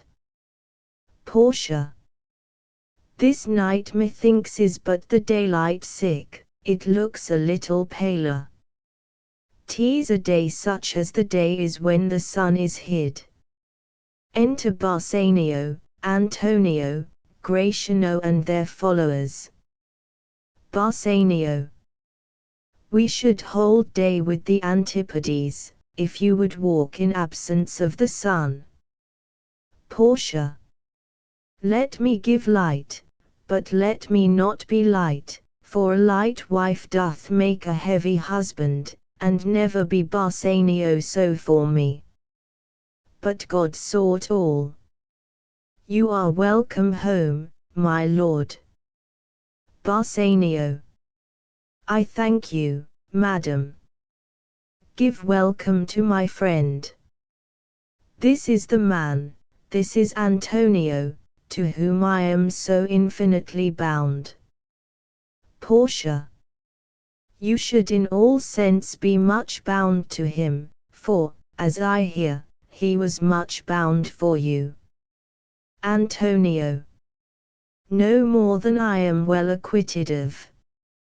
Portia. Sir, you are very welcome to our house. It must appear in other ways than words, therefore I scant this breathing courtesy. Gratiano. To Nerissa. By yonder moon I swear you do me wrong, in faith, I gave it to the judge's clerk. Would he were geld that had it, for my part, since you do take it, love, so much at heart. Portia. A quarrel, ho, already. What's the matter? Gratiano. About a hoop of gold, a paltry ring that she did give me, whose posy was for all the world like Cutler's poetry upon a knife, love me, and leave me not. Nerissa. What talk you of the posy, or the value? You swore to me when I did give it you, that you would wear it till your hour of death, and that it should lie with you in your grave. Though not for me, yet for your vehement oaths, you should have been respective and have kept it. Gave it a judge's clerk. No, God's my judge, the clerk will ne'er wear hair on's face that had it. Gratiano. He will, and if he live to be a man. Nerissa. If a woman live to be a man. Gratiano. Now, by this hand, I gave it to a youth, a kind of boy, a little scrubbed boy, no higher than thyself, the judge's clerk, a prating boy that begged it as a fee, I could not for my heart deny it him. Portia. You were to blame, I must be plain with you, to part so slightly with your wife's first gift, a thing stuck on with oaths upon your finger, and so riveted with faith unto your flesh. I gave my love a ring, and made him swear never to part with it, and here he stands. I dare be sworn for him he would not leave it nor pluck it from his finger for the wealth that the world masters. Now, in faith, Gratiano, you give your wife too unkind a cause of grief, and 'twere to me I should be mad at it. Bassanio. Aside. Why, I were best to cut my left hand off, and swear I lost the ring defending it. Gratiano. My lord Bassanio gave his ring away unto the judge that begged it, and indeed deserved it too. And then the boy, his clerk, that took some pains in writing, he begged mine, and neither man nor master would take aught but the 2 rings. Portia. What ring gave you, my lord? Not that, I hope, which you received of me. Bassanio. If I could add a lie unto a fault, I would deny it, but you see my finger hath not the ring upon it, it is gone. Portia. Even so void is your false heart of truth. By heaven, I will ne'er come in your bed until I see the ring. Nerissa. Nor I in yours till I again see mine. Bassanio. Sweet Portia, if you did know to whom I gave the ring, if you did know for whom I gave the ring, and would conceive for what I gave the ring, and how unwillingly I left the ring, when naught would be accepted but the ring, you would abate the strength of your displeasure. Portia. If you had known the virtue of the ring, or half her worthiness that gave the ring, or your own honor to contain the ring, you would not then have parted with the ring. What man is there so much unreasonable, if you had pleased to have defended it with any terms of zeal, wanted the modesty to urge the thing held as a ceremony? Nerissa teaches me what to believe, I'll die for but some woman had the ring. Bassanio. No, by my honor, madam, by my soul, no woman had it, but a civil doctor, which did refuse 3,000 ducats of me, and begged the ring, the which I did deny him, and suffered him to go displeased away, even he that had held up the very life of my dear friend. What should I say, sweet lady? I was enforced to send it after him. I was beset with shame and courtesy. My honor would not let ingratitude so much besmear it. Pardon me, good lady, for by these blessed candles of the night, had you been there, I think you would have begged the ring of me to give the worthy doctor. Portia. Let not that doctor come near my house, since he hath got the jewel that I loved, and that which you did swear to keep for me. I will become as liberal as you, I'll not deny him anything I have, no, not my body, nor my husband's bed. Know him I shall, I am well sure of it. Lie not a night from home. Watch me like Argus, if you do not, if I be left alone, now by mine honor which is yet mine own, I'll have that doctor for mine bedfellow. Nerissa. And I his clerk. Therefore be well advised how you do leave me to mine own protection. Gratiano. Well, do you so. Let not me take him then, for if I do, I'll mar the young clerk's pen. Antonio. I am unhappy subject of these quarrels. Portia. Sir, grieve not you. You are welcome notwithstanding. Bassanio. Portia, forgive me this enforced wrong, and in the hearing of these many friends I swear to thee, even by thine own fair eyes, wherein I see myself, Portia. Mark you but that. In both my eyes he doubly sees himself, in each eye one. Swear by your double self, and there's an oath of credit. Bassanio. Nay, but hear me. Pardon this fault, and by my soul I swear I never more will break an oath with thee. Antonio. I once did lend my body for his wealth, which but for him that had your husband's ring had quite miscarried. I dare be bound again, my soul upon the forfeit, that your Lord will never more break faith advisedly. Portia. Then you shall be his surety. Give him this, and bid him keep it better than the other. Antonio. Here, Lord Bassanio, swear to keep this ring. Bassanio. By heaven, it is the same I gave the doctor. Portia. I had it of him, pardon me, Bassanio, for by this ring, the doctor lay with me. Nerissa. And pardon me, my gentle Gratiano, for that same scrubbed boy, the doctor's clerk, in lieu of this, last night did lie with me. Gratiano. Why, this is like the mending of highways in summer, where the ways are fair enough. What, are we cuckolds ere we have deserved it? Portia. Speak not so grossly.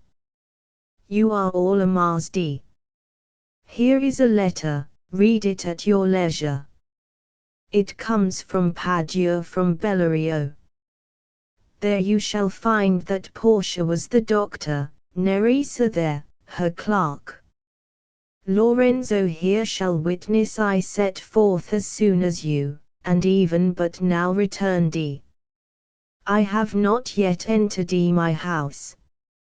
Antonio, you are welcome, and I have better news in store for you than you expect. Unseal this letter soon. There you shall find 3 of your argosies are richly come to harbour suddenly. You shall not know by what strange accident I chanced on this letter. Antonio. I am dumb. Bassanio. Were you the doctor, and I knew you not? Gratiano. Were you the clerk that is to make me cuckold? Nerissa. But the clerk that never means to do it, unless he live until he be a man. Bassanio. Sweet doctor, you shall be my bedfellow. When I am absent, then lie with my wife. Antonio. Sweet lady, you have given me life and living, for here I read for certain that my ships are safely come to road. Portia. How now, Lorenzo? My clerk hath some good comforts too for you. Nerissa. And I'll give them him without a fee. There do I give to you and Jessica, from the rich Jew, a special deed of gift, after his death, of all he dies possessed of. Lorenzo. Fair ladies, you drop manna in the way of starved people. Portia. It is almost morning, and yet I am sure you are not satisfied of these events at full. Let us go in, and charge us thereupon interrogatories, and we will answer all things faithfully. Gratiano. Let it be so.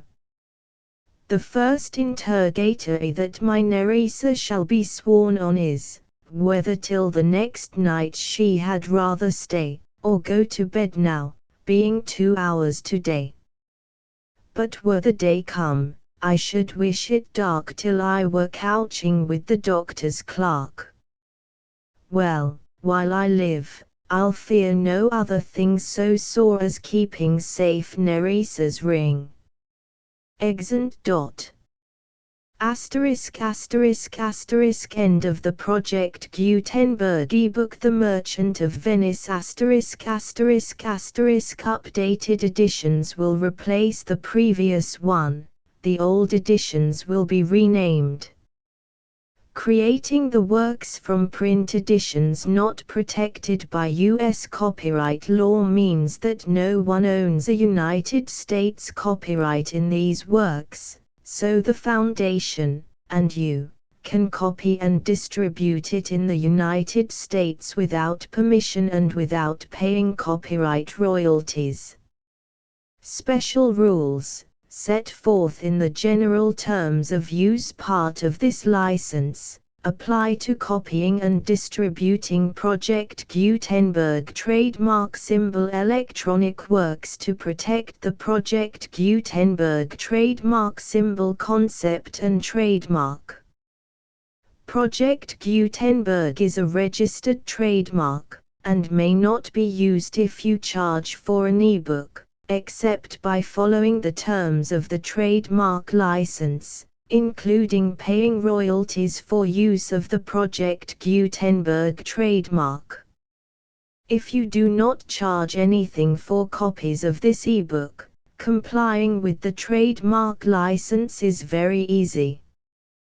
You may use this ebook for nearly any purpose, such as creation of derivative works, reports, performances and research.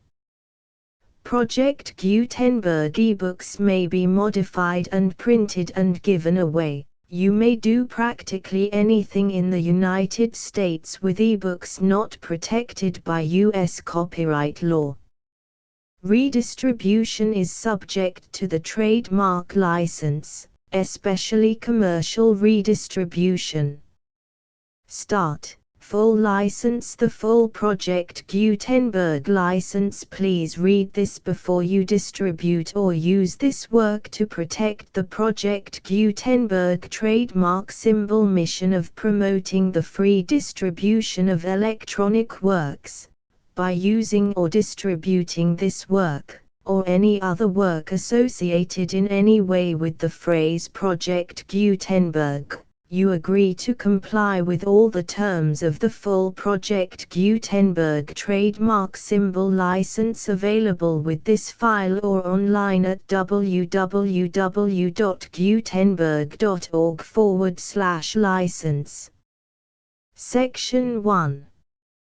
General Terms of Use and Redistributing Project Gutenberg Trademark Symbol Electronic Works 1.0.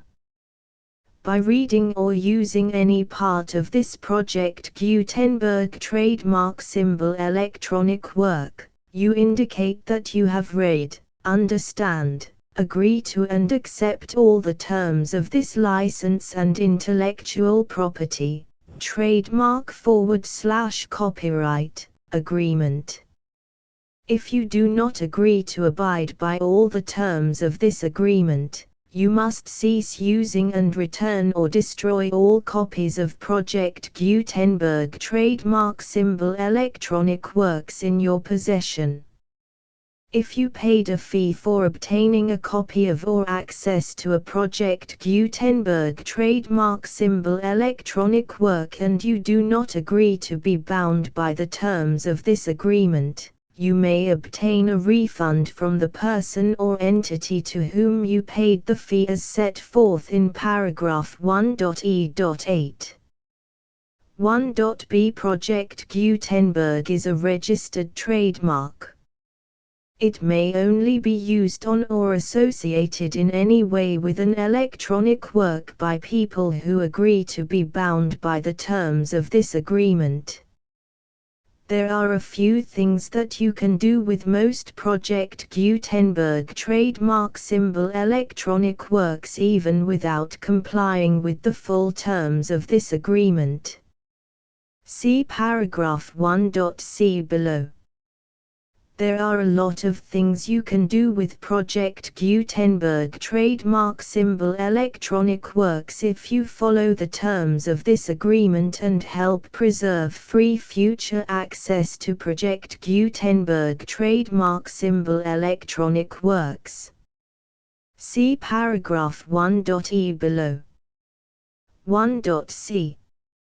The Project Gutenberg Literary Archive Foundation, the Foundation or PGLAF, owns a compilation copyright in the collection of Project Gutenberg trademark symbol electronic works. Nearly all the individual works in the collection are in the public domain in the United States. If an individual work is unprotected by copyright law in the United States and you are located in the United States, we do not claim a right to prevent you from copying, distributing, performing, displaying or creating derivative works based on the work as long as all references to Project Gutenberg are removed. Of course, we hope that you will support the Project Gutenberg trademark symbol mission of promoting free access to electronic works by freely sharing Project Gutenberg trademark symbol works in compliance with the terms of this agreement for keeping the Project Gutenberg trademark symbol name associated with the work. You can easily comply with the terms of this agreement by keeping this work in the same format with its attached full Project Gutenberg trademark symbol license when you share it without charge with others. 1.d. The copyright laws of the place where you are located also govern what you can do with this work. Copyright laws in most countries are in a constant state of change. If you are outside the United States, check the laws of your country in addition to the terms of this agreement before downloading, copying, displaying, performing, distributing or creating derivative works based on this work or any other Project Gutenberg trademark symbol work. The Foundation makes no representations concerning the copyright status of any work in any country other than the United States. 1.e Unless you have removed all references to Project Gutenberg, 1.e.1.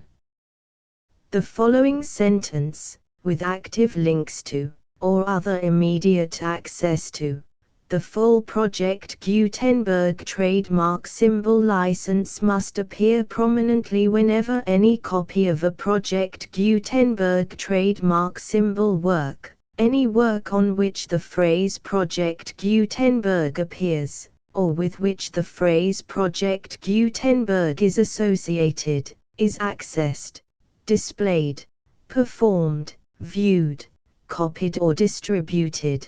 This ebook is for the use of anyone anywhere in the United States and most other parts of the world at no cost and with almost no restrictions whatsoever. You may copy it, give it away or reuse it under the terms of the Project Gutenberg license included with this ebook or online at www.gutenberg.org. If you are not located in the United States, you will have to check the laws of the country where you are located before using this ebook. 1.e.2.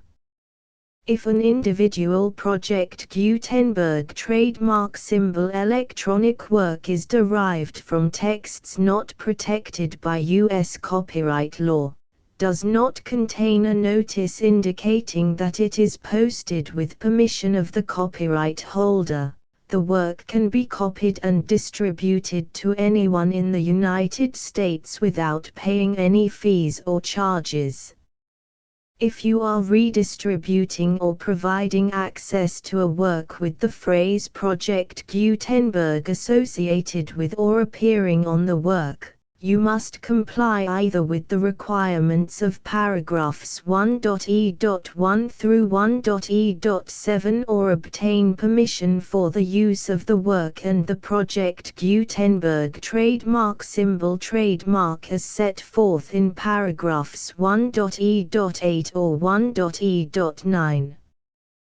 1.e.3.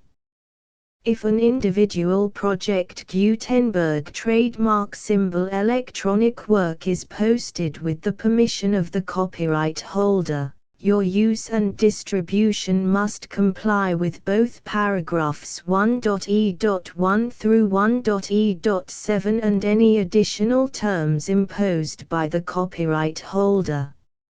Additional terms will be linked to the Project Gutenberg trademark symbol license for all works posted with the permission of the copyright holder found at the beginning of this work. 1.e.4. Do not unlink or detach or remove the full Project Gutenberg trademark symbol license terms from this work, or any files containing a part of this work or any other work associated with Project Gutenberg trademark symbol. 1.e.5. Do not copy, display, perform, distribute or redistribute this electronic work, or any part of this electronic work, without prominently displaying the sentence set forth in paragraph 1.e.1 with active links or immediate access to the full terms of the Project Gutenberg trademark symbol license. 1.e.6. You may convert to and distribute this work in any binary, compressed, marked up, non-proprietary or proprietary form, including any word processing or hypertext form. However, if you provide access to or distribute copies of a Project Gutenberg trademark symbol work in a format other than plain vanilla ASCII or other format used in the official version posted on the official Project Gutenberg trademark symbol website, www.gutenberg.org, you must, at no additional cost, fee or expense to the user, provide a copy, a means of exporting a copy, or a means of obtaining a copy upon request, of the work in its original plain vanilla ASCII or other form. Any alternate format must include the full Project Gutenberg trademark symbol license as specified in paragraph 1.e.1. 1.e.7. Do not charge a fee for access to, viewing, displaying, performing, copying or distributing any Project Gutenberg trademark symbol works unless you comply with paragraph 1.e.8 or 1.e.9. 1.e.8. You may charge a reasonable fee for copies of or providing access to or distributing Project Gutenberg trademark symbol electronic works provided that you pay a royalty fee of 20% of the gross profits you derive from the use of Project Gutenberg trademark symbol works calculated using the method you already use to calculate your applicable taxes. The fee is owed to the owner of the Project Gutenberg trademark symbol trademark, but he has agreed to donate royalties under this paragraph to the Project Gutenberg Literary Archive Foundation. Royalty payments must be paid within 60 days following each date on which you prepare, or are legally required to prepare, your periodic tax returns. Royalty payments should be clearly marked as such and sent to the Project Gutenberg Literary Archive Foundation at the address specified in Section 4, Information about Donations to the Project Gutenberg Literary Archive Foundation. You provide a full refund of any money paid by a user who notifies you in writing, or by email, within 30 days of receipt that he does not agree to the terms of the full Project Gutenberg trademark symbol license. you must require such a user to return or destroy all copies of the works possessed in a physical medium and discontinue all use of and all access to other copies of Project Gutenberg trademark symbol works. You provide, in accordance with paragraph 1.f.3, a full refund of any money paid for a work or a replacement copy, if a defect in the electronic work is discovered and reported to you within 90 days of receipt of the work. You comply with all other terms of this agreement for free distribution of Project Gutenberg trademark symbol works. 1.e.9. If you wish to charge a fee or distribute a Project Gutenberg trademark symbol electronic work or group of works on different terms than are set forth in this agreement, you must obtain permission in writing from the Project Gutenberg Literary Archive Foundation, the manager of the Project Gutenberg trademark symbol trademark. Contact the Foundation as set forth in Section 3 below.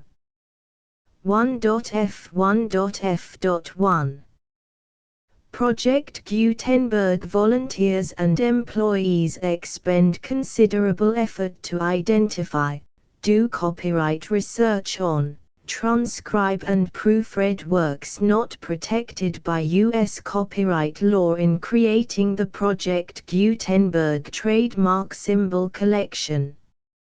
Despite these efforts, Project Gutenberg trademark symbol electronic works, and the medium on which they may be stored, may contain defects such as, but not limited to, incomplete, inaccurate or corrupt data, transcription errors, a copyright or other intellectual property infringement, a defective or damaged disk or other medium, a computer virus, or computer codes that damage or cannot be read by your equipment.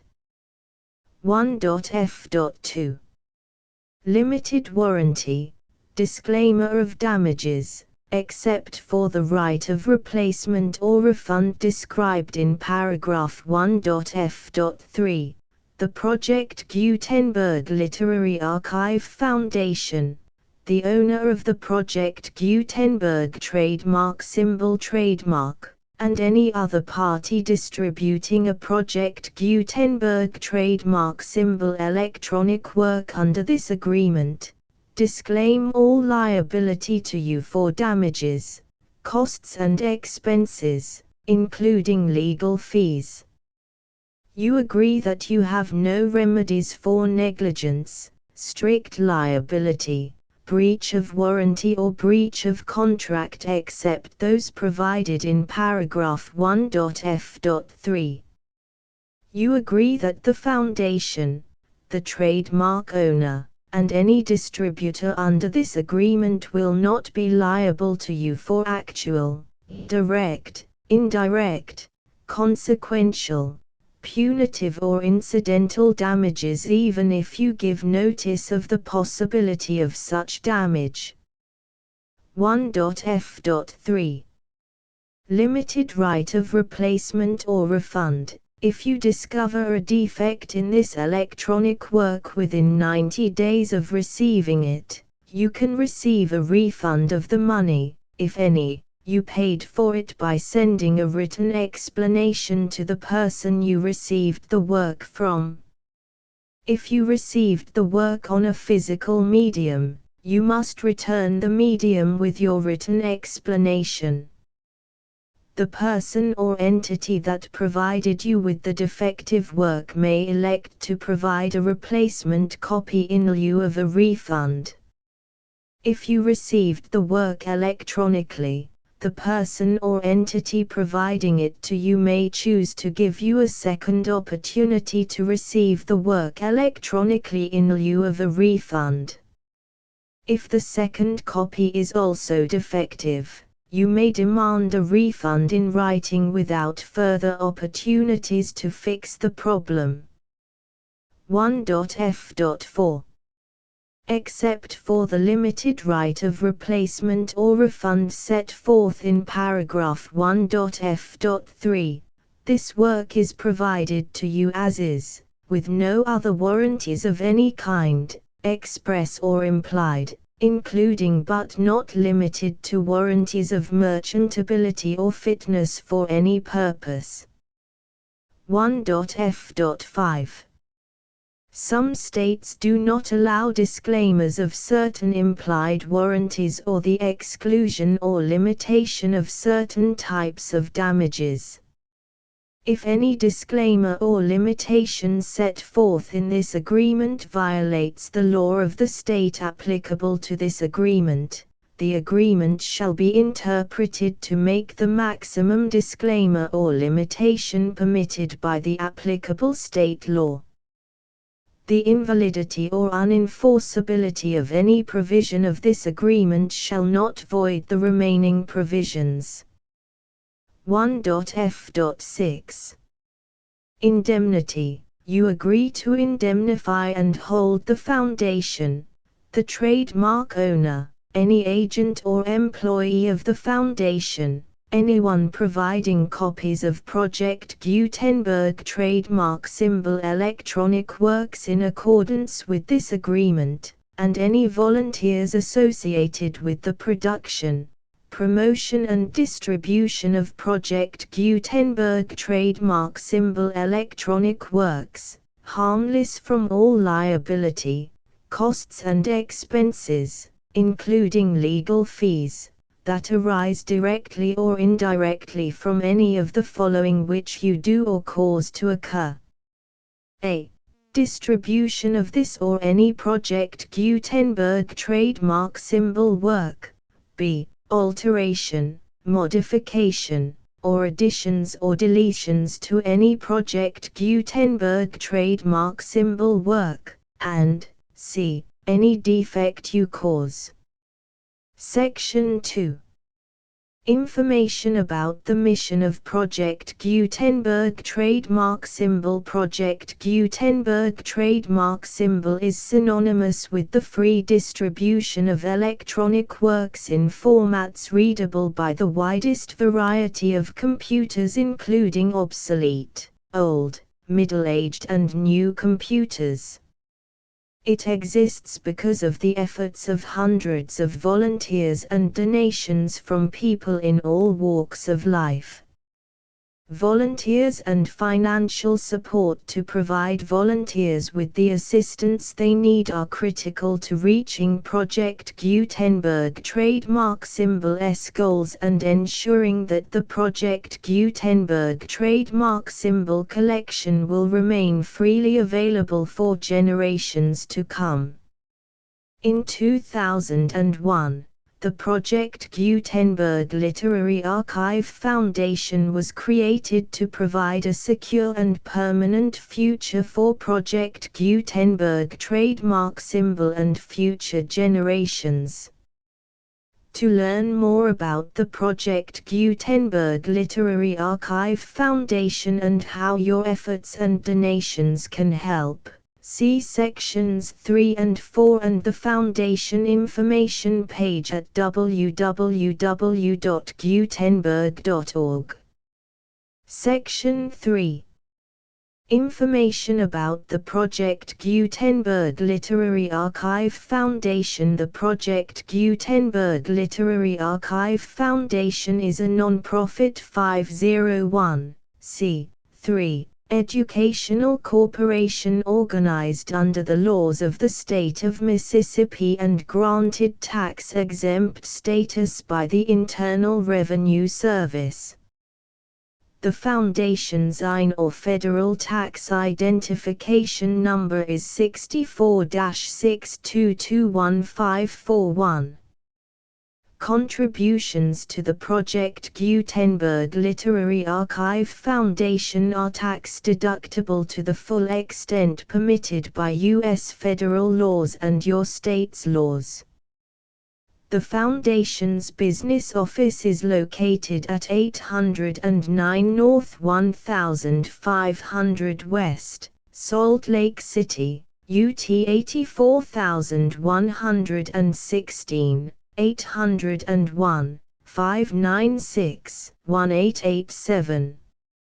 Email contact links and up-to-date contact information can be found at the Foundation's website and official page at www.gutenberg.org/contact section 4. Information about donations to the Project Gutenberg Literary Archive Foundation. Project Gutenberg trademark symbol depends upon and cannot survive without widespread public support and donations to carry out its mission of increasing the number of public domain and licensed works that can be freely distributed in machine-readable form accessible by the widest array of equipment, including outdated equipment. Many small donations, $1 to $5,000, are particularly important to maintaining tax-exempt status with the IRS. The Foundation is committed to complying with the laws regulating charities and charitable donations in all 50 states of the United States. Compliance requirements are not uniform and it takes a considerable effort, much paperwork and many fees to meet and keep up with these requirements. We do not solicit donations in locations where we have not received written confirmation of compliance. To send donations or determine the status of compliance for any particular state, visit www.gutenberg.org/donate. While we cannot and do not solicit contributions from states where we have not met the solicitation requirements, we know of no prohibition against accepting unsolicited donations from donors in such states who approach us with offers to donate. International donations are gratefully accepted, but we cannot make any statements concerning tax treatment of donations received from outside the United States. U.S. laws alone swamp our small staff. Please check the Project Gutenberg web pages for current donation methods and addresses. Donations are accepted in a number of other ways, including checks, online payments and credit card donations. To donate, please visit www.gutenberg.org/donate. Section 5. General information about Project Gutenberg trademark symbol electronic works. Professor Michael S. Hart was the originator of the Project Gutenberg trademark symbol concept of a library of electronic works that could be freely shared with anyone. For 40 years, he produced and distributed Project Gutenberg trademark symbol ebooks with only a loose network of volunteer support. Project Gutenberg trademark symbol ebooks are often created from several printed editions, all of which are confirmed as not protected by copyright in the US unless a copyright notice is included. Thus, we do not necessarily keep ebooks in compliance with any particular paper edition. Most people start at our website, which has the main PG search facility, www.gutenberg.org. This website includes information about Project Gutenberg trademark symbol, including how to make donations to the Project Gutenberg Literary Archive Foundation, how to help produce our new ebooks, and how to subscribe to our email newsletter to hear about new ebooks.